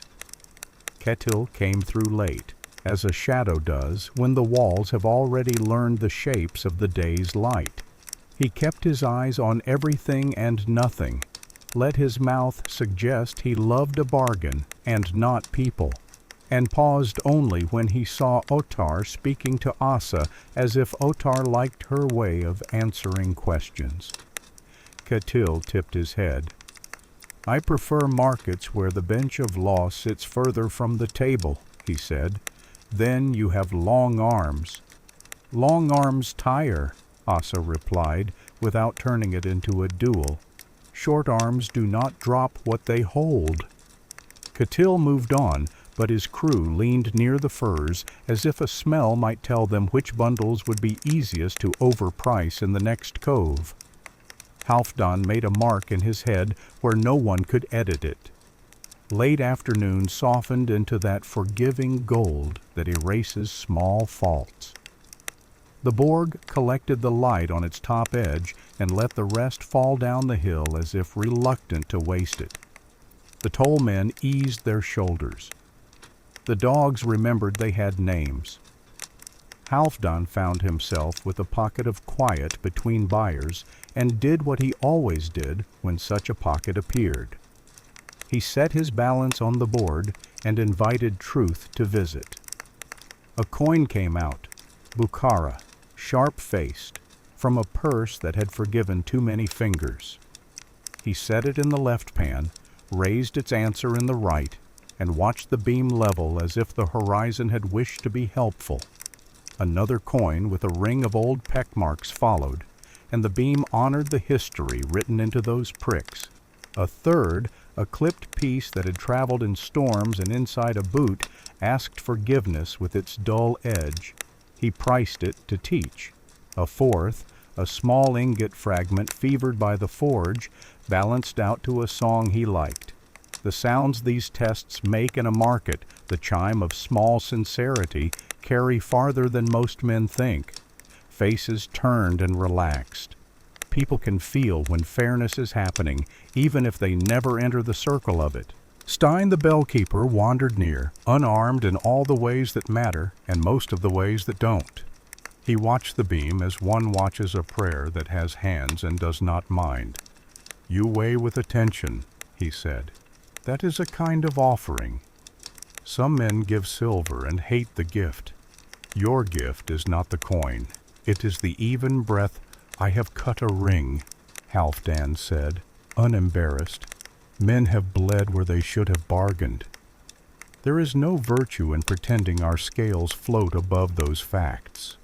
Stein nodded.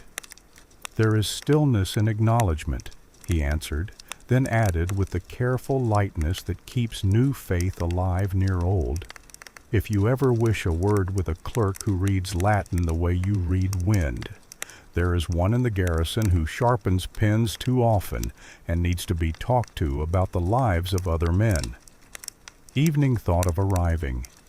Agil returned for his fraction and his favor. "You sold civilly," he said.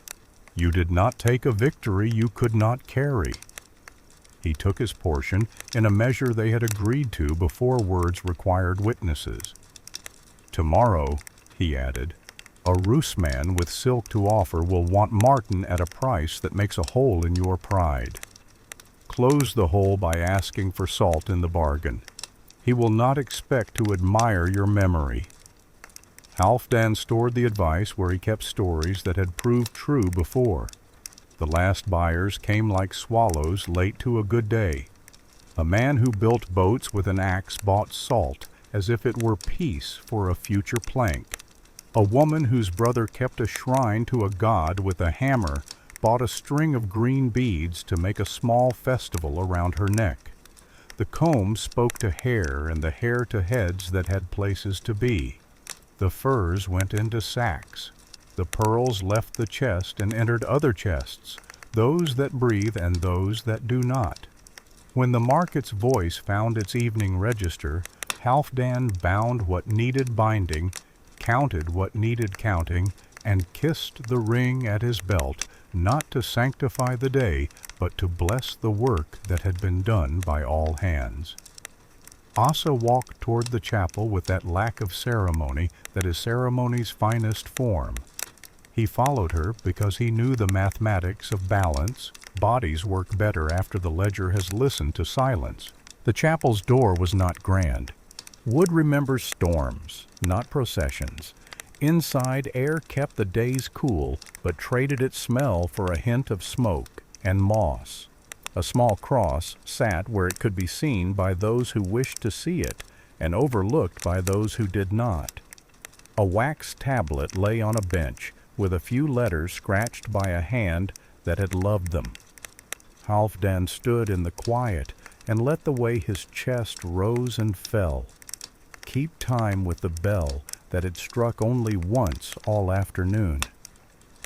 He thought of Ansgar, not as a saint or a rule, but as a man with cold feet and a mouth that had tried to explain kindness in a language of endings and beginnings.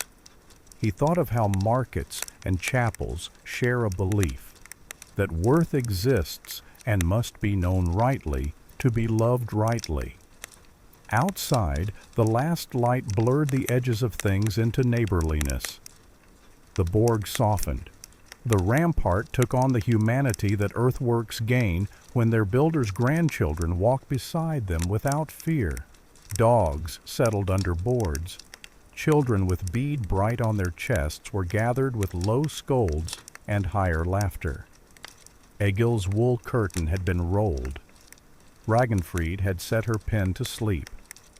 Otar leaned his tally rod where its shadow stretched away from the Dew's house and did not reach anyone's feet.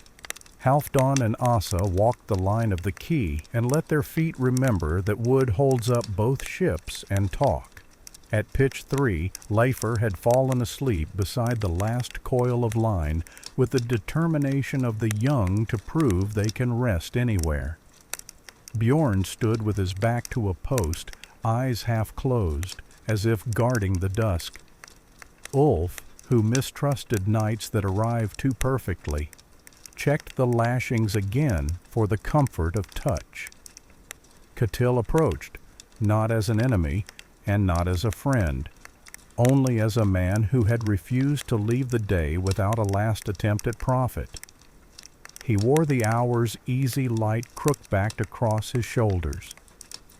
"Your dues were accepted without quarrel," he said, as if surprised that law would prefer measured men. "Your pitch was fair. Your broker does not spit when your name is mentioned. Birka is soft this year." "Birka is Birka," Asa said. "It was built on knowing how to keep teeth hidden until a reason arrives." Ketil's smile chose not to understand. "Tomorrow," he said, "a cargo of silk will reach for Martin. I can turn that reach into a hand around your throat, or into a handshake." "Turn it into cloth," Halfdan answered mildly. "We prefer wearing to strangling." Ketil laughed and let the sound go. "We will see which story the morning wishes to hear," he said, and left the sentence unclosed as men leave tent ropes for wind to consider. Night settled with the relief of a ledger that balances, not because every number equals and not because every memory agrees, but because honesty has been weighed and kept. Halfdan sat on the knarr's plank and unwrapped the weights as if they were children to be put to bed with a last word. He set the beam across his knees and let it find level once in the dark with no horizon to teach it. It did. His chest loosened. The quayside murmured its lullaby, rope speaking to post, water to timber, voice to voice. Somewhere higher up the slope a single dog found reason to object and then accepted persuasion. He thought, before sleep pressed a kind palm to his eyes, of the black earth under his soles, and of the way places are made by repetition, bead laid upon bead, foot after foot, coin after coin, watch upon watch, oath after oath. Archaeologists, those future tellers who will wear dirt more cleanly than he does, will dig this earth and read its darkness as a chronicle. They will say a market stood here where men listened for fairness and for the sound of a small bell. They will pick from the soil a broken weight, a bent pin, a piece of a comb, a coin with a nick that tells of a merchant's attention, and they will say, "People who believed in weighing lived here." He smiled. He knew it now. Wind lifted once as if making a suggestion, then fell quiet. The lake breathed. The Borg watched. The chapel kept its single tone in reserve. Asa, who loved maps and never confessed it, let her head lie down on a rolled sail with the contentment of a pilot whose lines have all come true. Halfdan's hand found the ring and then the pouch, and the pouch answered with its familiar shape. Truth that could be measured, friendship that could be counted, tomorrow that would require both. And from beyond the last jetty, on the dark lip of water, there came the soft thump of a boat arriving late, oars drawn in quickly, voices kept low as if they had not earned the right to speak. Bjorn's eyes opened fully. Asa's head turned a fraction. Halfdan's thumb pressed once, twice against the pouch, not with fear, only with readiness. Birka does not sleep with both eyes shut. A market that weighs knows how to wake. Morning in Birka rose without spectacle, as if the town had decided long ago that the best way to greet the day was to make no promises it could not keep. The first sounds were not grand, soft feet feeling for planks in the gray, a dog clearing the night from its throat, a ladle touching a kettle, the reserved chime of weight meeting pan somewhere down the lane.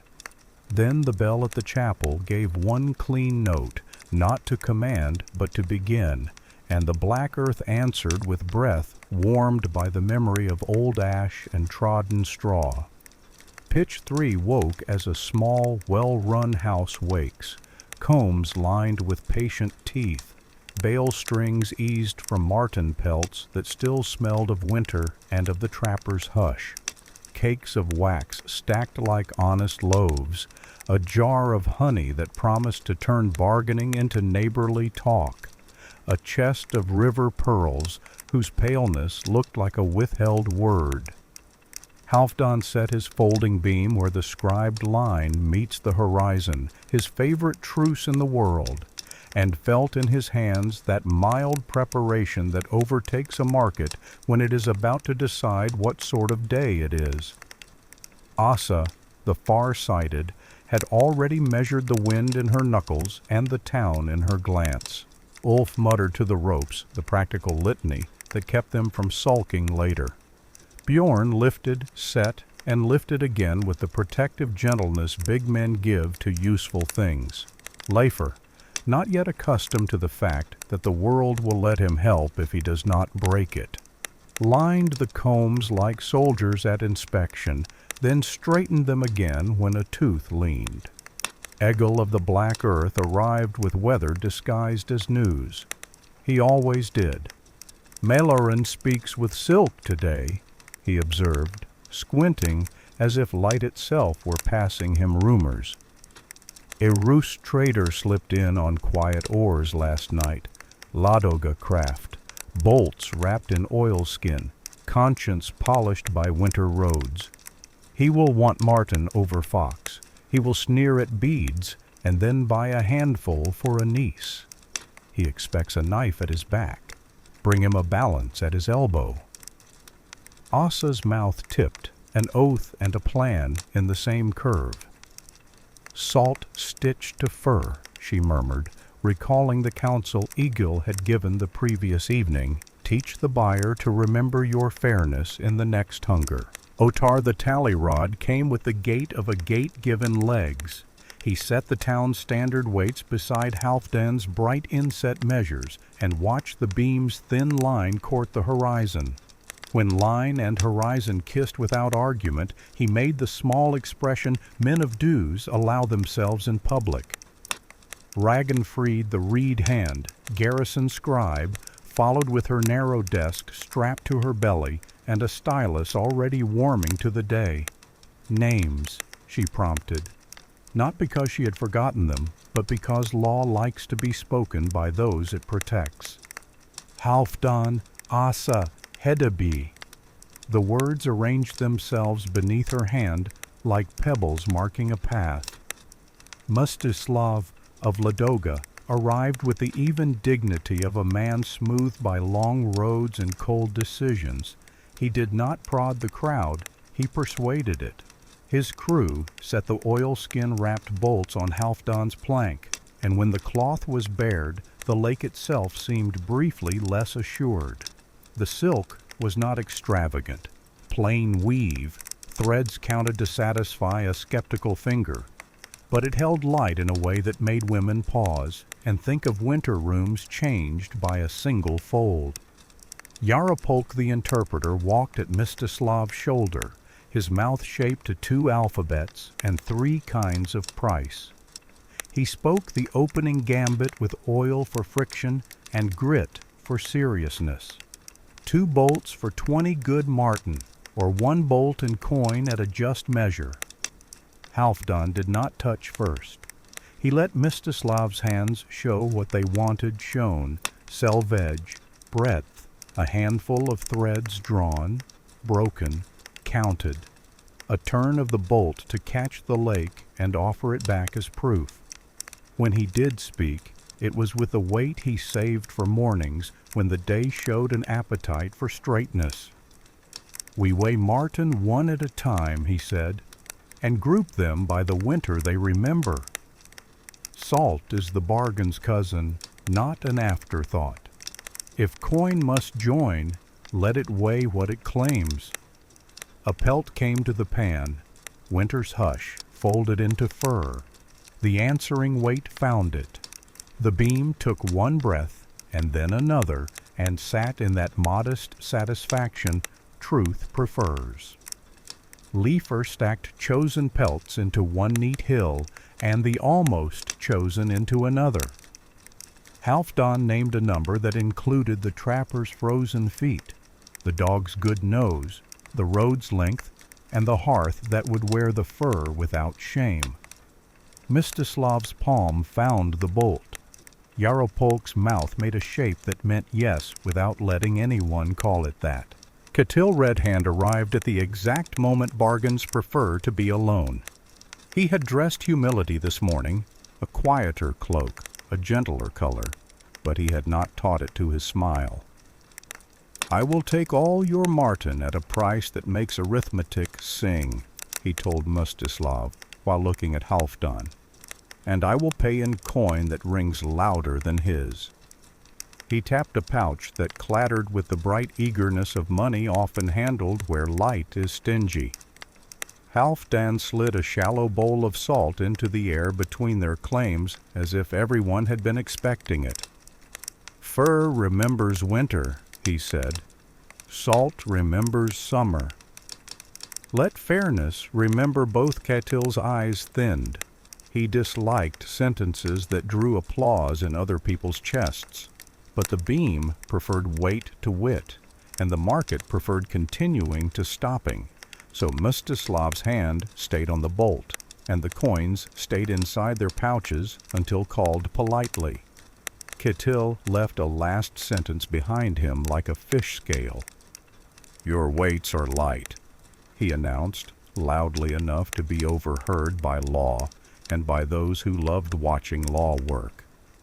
Silence formed itself around the dropped blade. Egil's face closed like a door that has learned to keep cats out. Otter's rod rose the breadth of a thumb.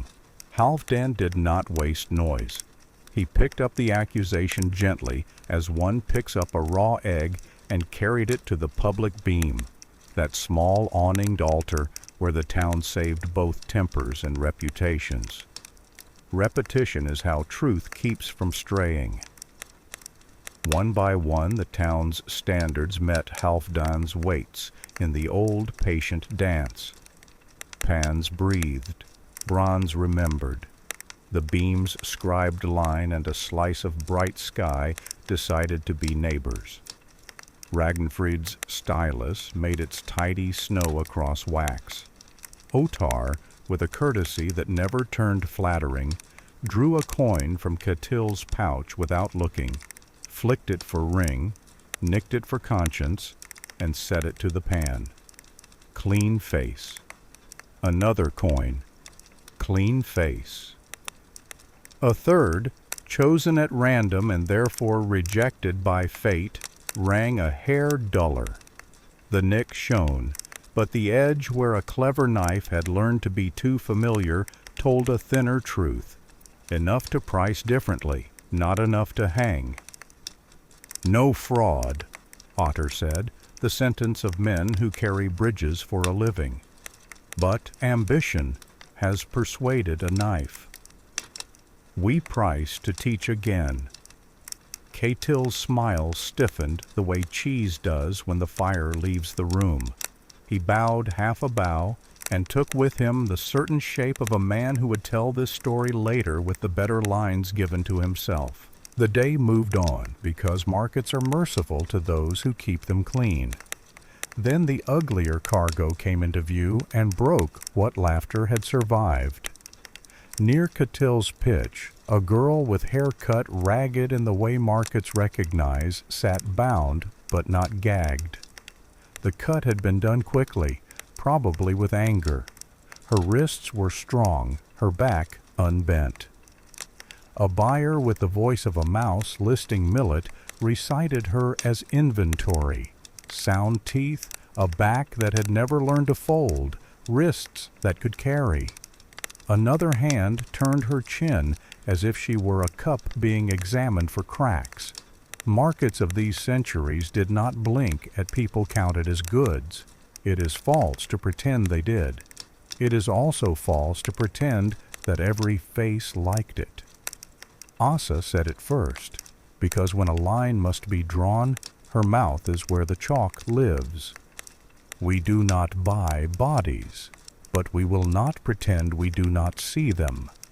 Egil arrived like a thought one was about to have and be pleased by. "If you mean to rattle the cage," he murmured, "put the key in Ottar's hand, not Catil's." Halfdan stepped to the public beam again. He proposed a bond and made it in the only language he will trust. Wait.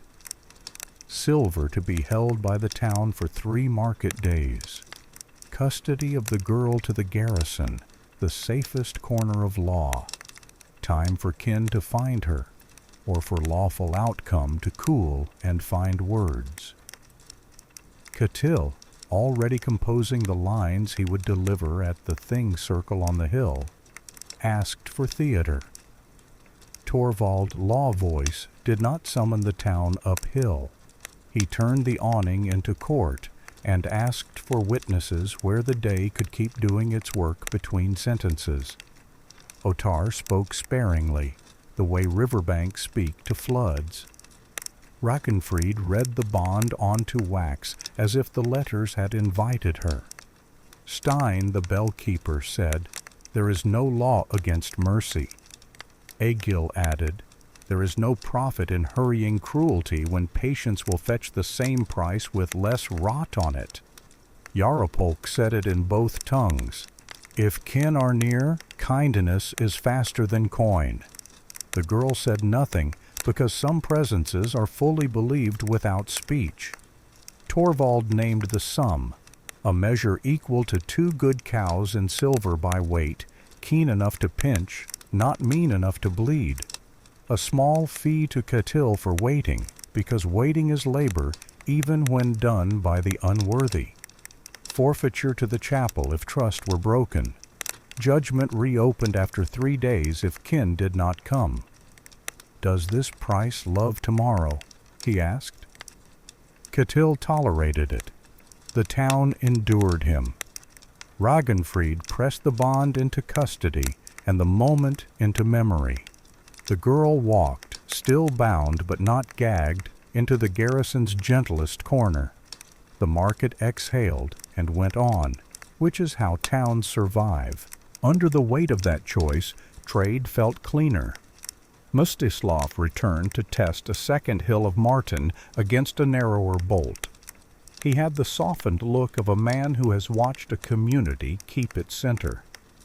A Finnic woman brought beeswax that smelled faintly of clover and took away a saw-filed strip of iron she had wanted for 2 seasons. A Slavic potter exchanged honey for a length of plain linen that would become curtains in a future that had not yet spoken aloud. A Gotland broker, no kin to Svala except incompetence, held pearls against her throat and decided that lake light would favor them. Ottar's rod shepherded gossip away from trouble like a staff that prefers keeping to striking. The Borg watched in the steady way forts learn when they have seen too much flame and enough rebuilding. The chapel kept its single note folded for a later need. Toward evening, trouble returned not as a knife, but as a lesson. Under Catil's pitch, A boy no older than Leifer leaned into a shadow and shaved a whisper from a coin with hands that both wanted and feared to learn. Bjorn's shadow reached him before anyone's voice did, and the boy lifted both hands with that honesty only panic can train. One palm held a sliver bright as arrogance. Asa named him gently. Egil had once praised his work with lines at the key, and set his penance. Carry water to the garrison 3 times at dawn, then to Ottar for a lesson in weights, then carry a message or carry a public apology, whichever the morning gave him. We are all apprentices to temptation, she said. We survive by giving each other better work. The boy nodded until his neck understood what humility costs at first and gives later. Night came in that humble stride Birka likes. Lamps lit without boasting. Dogs finding familiar slats. Voices learning to keep only their useful parts.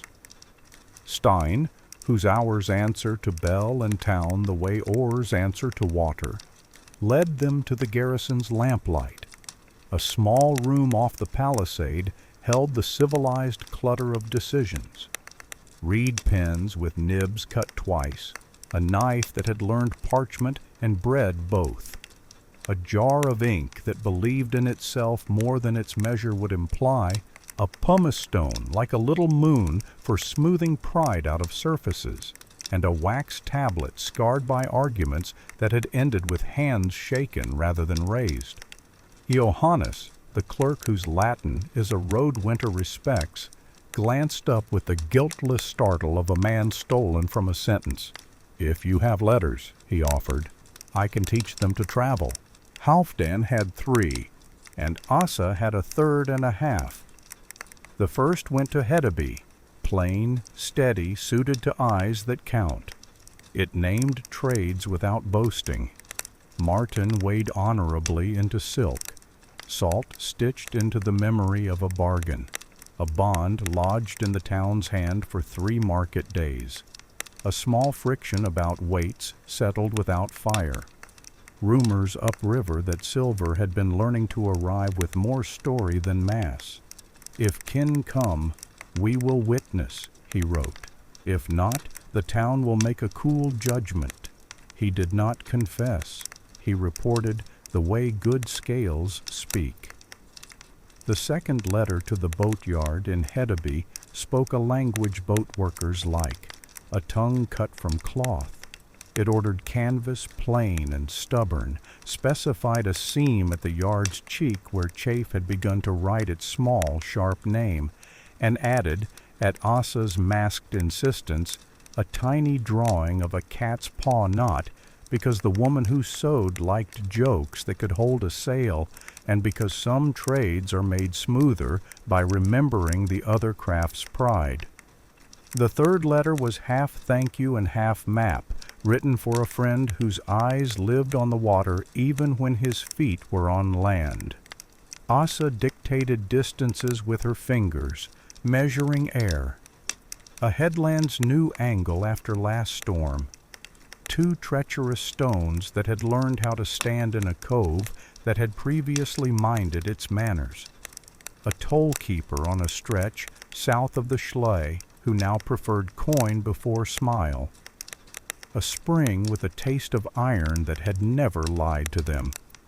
Johannes copied neatly and then copied the copying so that loss could be denied by redundancy. Ragnfrid warmed wax on her patient fingers, and Halfdan sealed with his plain ring. The impression was no crest, only a dent like the first quarter of the moon. A merchant's pledge. I was here. I thought this. Bind me by it. Bread and thin ale made the night less solemn.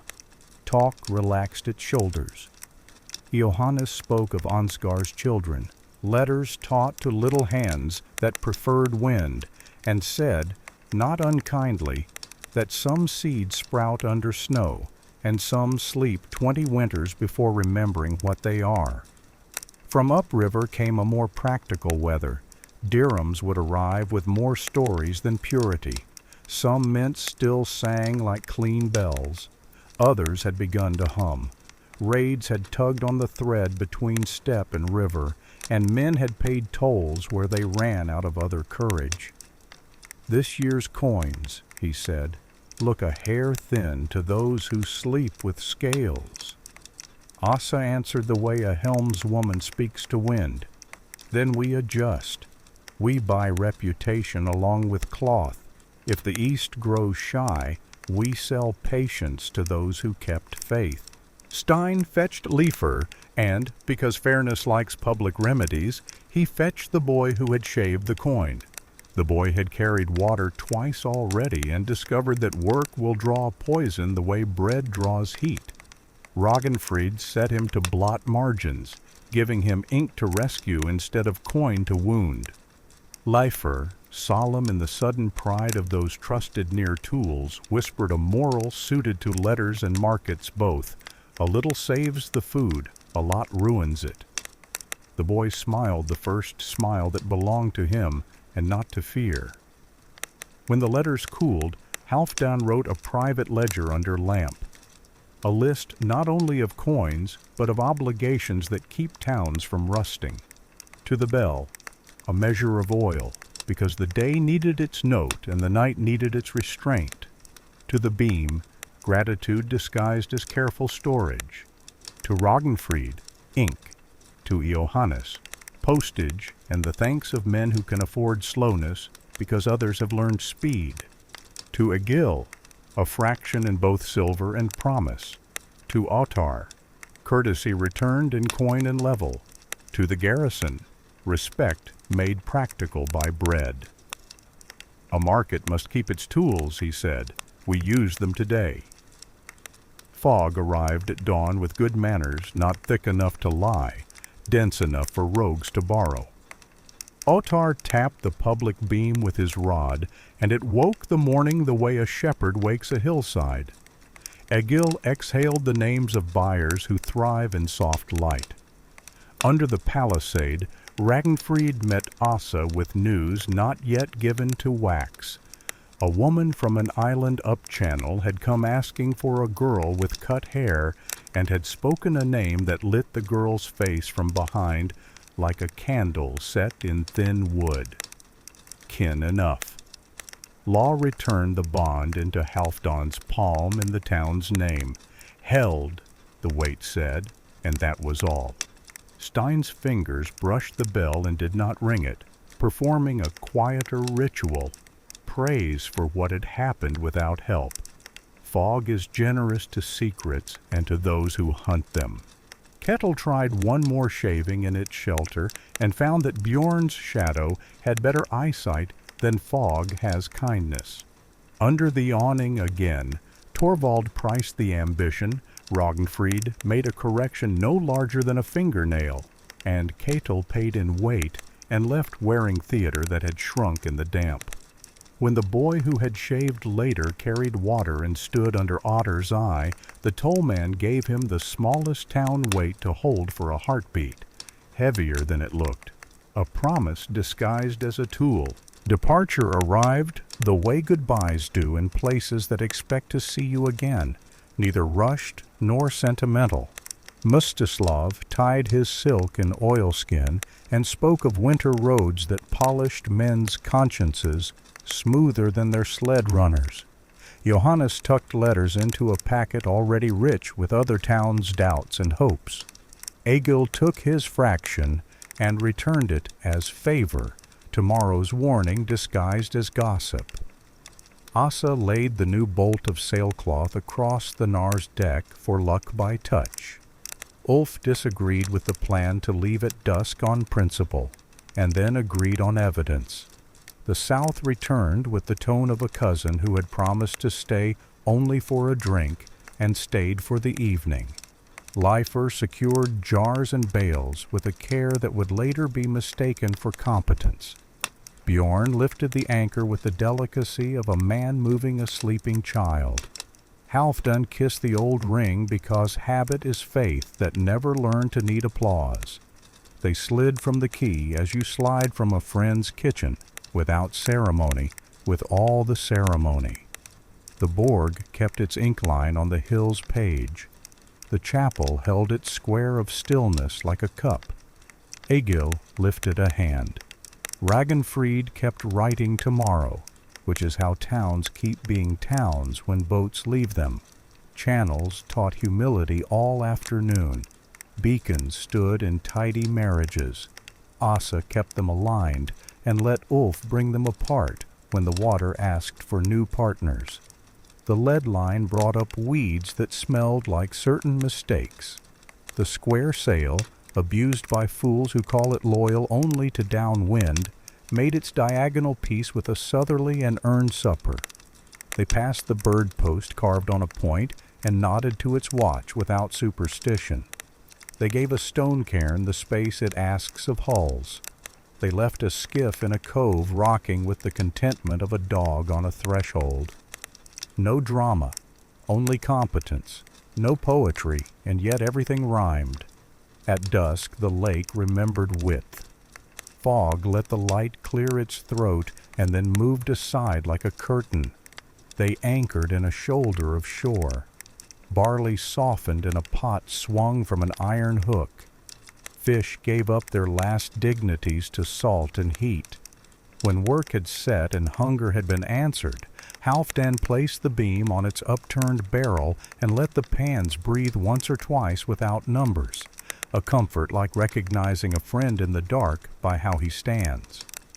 The second watch brought a breath from west with questions stitched into it. Asa tightened the stern line by the breath of a thought and shifted the yard a whisper so that canvas would answer kindly when woken. She sat with her back to the mast, as if offering it a second spine, and gave tomorrow one small oath, which the wood accepted and the water promised to test. Morning unhooked itself neatly from shore. Out in the broader green, wind turned contrary enough to teach and kind enough to be taught. Halfdan arranged the day's details where they wear their best clothes. Sailcloth folded dry, jars nested, combs wrapped. A number written with a finger on a plank and wiped away because predictions make poor furniture. Malaren's weed and bank gave way to the Baltic's iron and salt, the taste that wakes every old story ships keep in their ribs. The coast trotted at starboard like a cousin who talks only when spoken to. A square of sail far astern might have been Catil, or might have been weather. Halfdan refused to name either, and both behaved better for being left undisturbed. Cloud organized itself with intentions later called squall.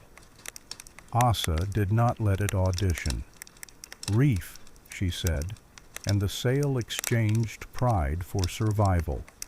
Points tied by hands that had learned knots until the knots tied themselves. Yard lowered, sheet trimmed. The knarr made herself smaller and therefore braver.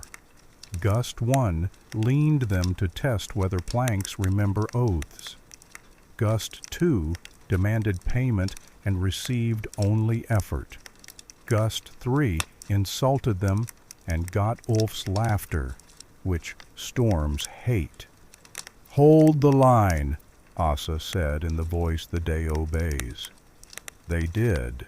The squall went to find a different page.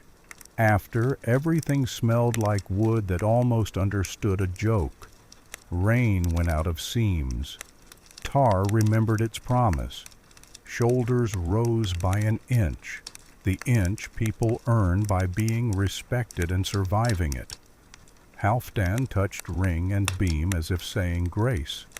Days became the kind that repair people. No heroics, only correct decisions done often enough to turn hope into root. Archipelago thinned into coast and coast into open. Villages appeared and disappeared with their fish racks.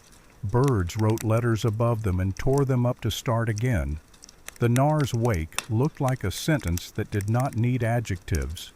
At night they anchored in coves Asa keeps in her bones. In the mornings they found the wind where it had slept and asked it to work another day.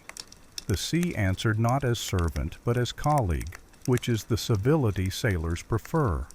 When the Schlei opened its mouth, reeds wrote green grammar again, and the air traded lake's soft patience for the harbor's practical mood. Hedeby's rampart curved like an arm set to gather and not to strike. The jetties counted in their old way. Boys ran lines and grew a thumb taller by being trusted. A cousin of Otter's, another rod, another beard, same profession of keeping days level, stepped from the toll house's shade and greeted them with the expression reserved for ships that pay in exact weights and untricky breath. Dues were measured in the town's liturgy of justice. Standards greeting standards, beam leveling with horizon, Ragenfried's cousin scratching a neat river in wax. The harbor murmured its approval the way rope does when it remembers its knot. Egil's letter had arrived ahead of them. Brokers travel on the only wind faster than south, gossip. The boatyard woman stood with thread on her finger like a bangle and took the bolt of canvas with that affronted joy craftsmen feel when a job they love has made them wait. "You were wise to buy plain," she approved. "The wind respects plain more than fancy. And you want a deeper patch at the yard's cheek. Yes, I can hear it in the cloth." Asa took the compliment as if she hadn't already sewn it herself into her sleep. Halfdan settled accounts the way a careful man waters a garden, precisely, without skimping, mindful of who thrives from what. Egil's fraction by proxy and thanks. Otter's courtesy met with courtesy and coin. Johannes's postage and the small kindness owed to ferrymen of words. Ragenfried's ink sent by cousin, so her lines do not dry in winter. Stein's bell oil because towns deserve their note.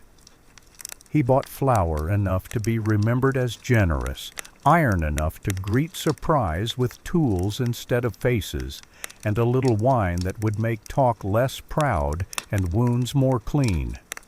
He gave the jetty boy, whose eyes had watched the knarr home, the sort of job that makes futures choose themselves. Carry these to the boatyard.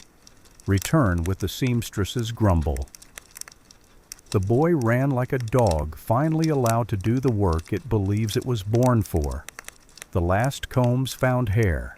Beads counted themselves around children's throats like careful promises. Salt went where fish were already thinking about winter. Evening lay across the rampart in linen color. Asa and Halfdan stood where the earthwork gathers the day and lets it go. The knarr rested at her berth, proud without braggery, a tool cleaned and put away correctly. Ulf haggled for tar the way a man teases a favorite cousin. Bjorn discovered a puppy asleep against his ankle and did not move. Leifer traced numbers on a plank and wiped them away again, because beginnings deserve clean boards. "What shall we do with the silver?" Asa asked, as if the question had not been whispering to them all day long. Halfdan set the beam on a barrel and invited the evening to help. "We will keep enough to honor winter," he said. "We will pay the seamstress before she can scold us. We will stake a portion, smaller than pride wants, larger than fear, on a spring voyage with Mstislav's cousin, if the East still sings. Patience is a cargo, too. We will set a ring's worth aside, to be cut when our word needs a visible edge, and we will lend one small weight to the boy who carried water, so a rope can teach his hands what knives nearly did." Asa touched the old ring, the one cut and mended and cut again, until loyalty developed its own grain. "Then we renew," she said. "Partners still. We weigh in breath and in coin. We count profit against sleep and never choose silver that teaches us to hate the beam. Halfdan kissed ring and hinge.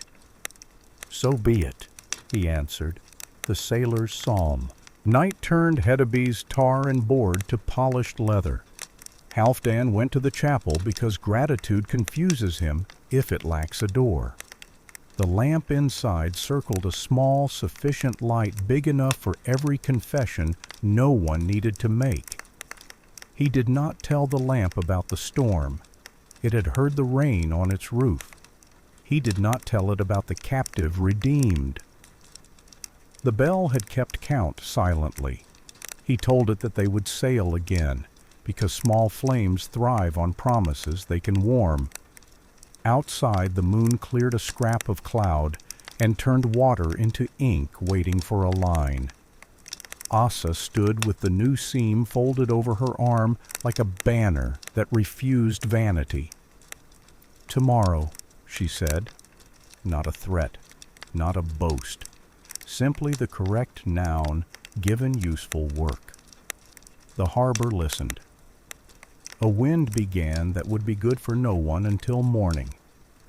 Halfdan matched his step to hers and felt the pouch at his belt settle as if relieved to rest near a scale that had done right.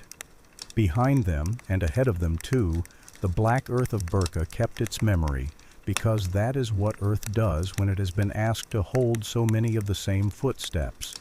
Coin nicked for truth, a bond written into wax and kindness, silk exchanged for marten and salt, a boy forgiven by work, a bell praised for the things it chose not to say aloud. Between ports, the road had felt less like distance and more like proof that silver has stories, that scales have music, that towns can be kept by level hands, and that a ship will carry all this quietly so long as you ask it without pride. If historians later count hordes and write names with accents from deserts, if they sift ash from the black earth and draw lines between finds on maps, they will make of this a system, as they should. They will say that after certain winters the coins came thinner, that purity changed with politics, that fur routed itself differently around men who wanted to be kings. They will chart the curve of trust across decades. But the day this story needed was simpler than a system. It was a boy's lesson at a beam. It was a bell that chose restraint. It was a clerk who taught letters to travel without becoming spies. It was a trader who added salt where bargains forget summer. It was a town that remembered how to buy time and pay for it together. And it was the old ring, cut and mended until its silver-learned genealogy, warm in a palm that had weighed truth until truth warmed it back. So the market's heartbeat slowed into sleep, and the homeward line drew itself, not with the ruler of empire, but with the steadier hand of custom. The beam rested. The ring rested. The knarr rested. People rested. Wind folded itself like a cloak on a bench. Somewhere a dog reconsidered an opinion, and across all of it ran that thin, true line, felt rather than seen, that says to those who work with weight and weather, tomorrow we'll ask again, be ready to answer with level.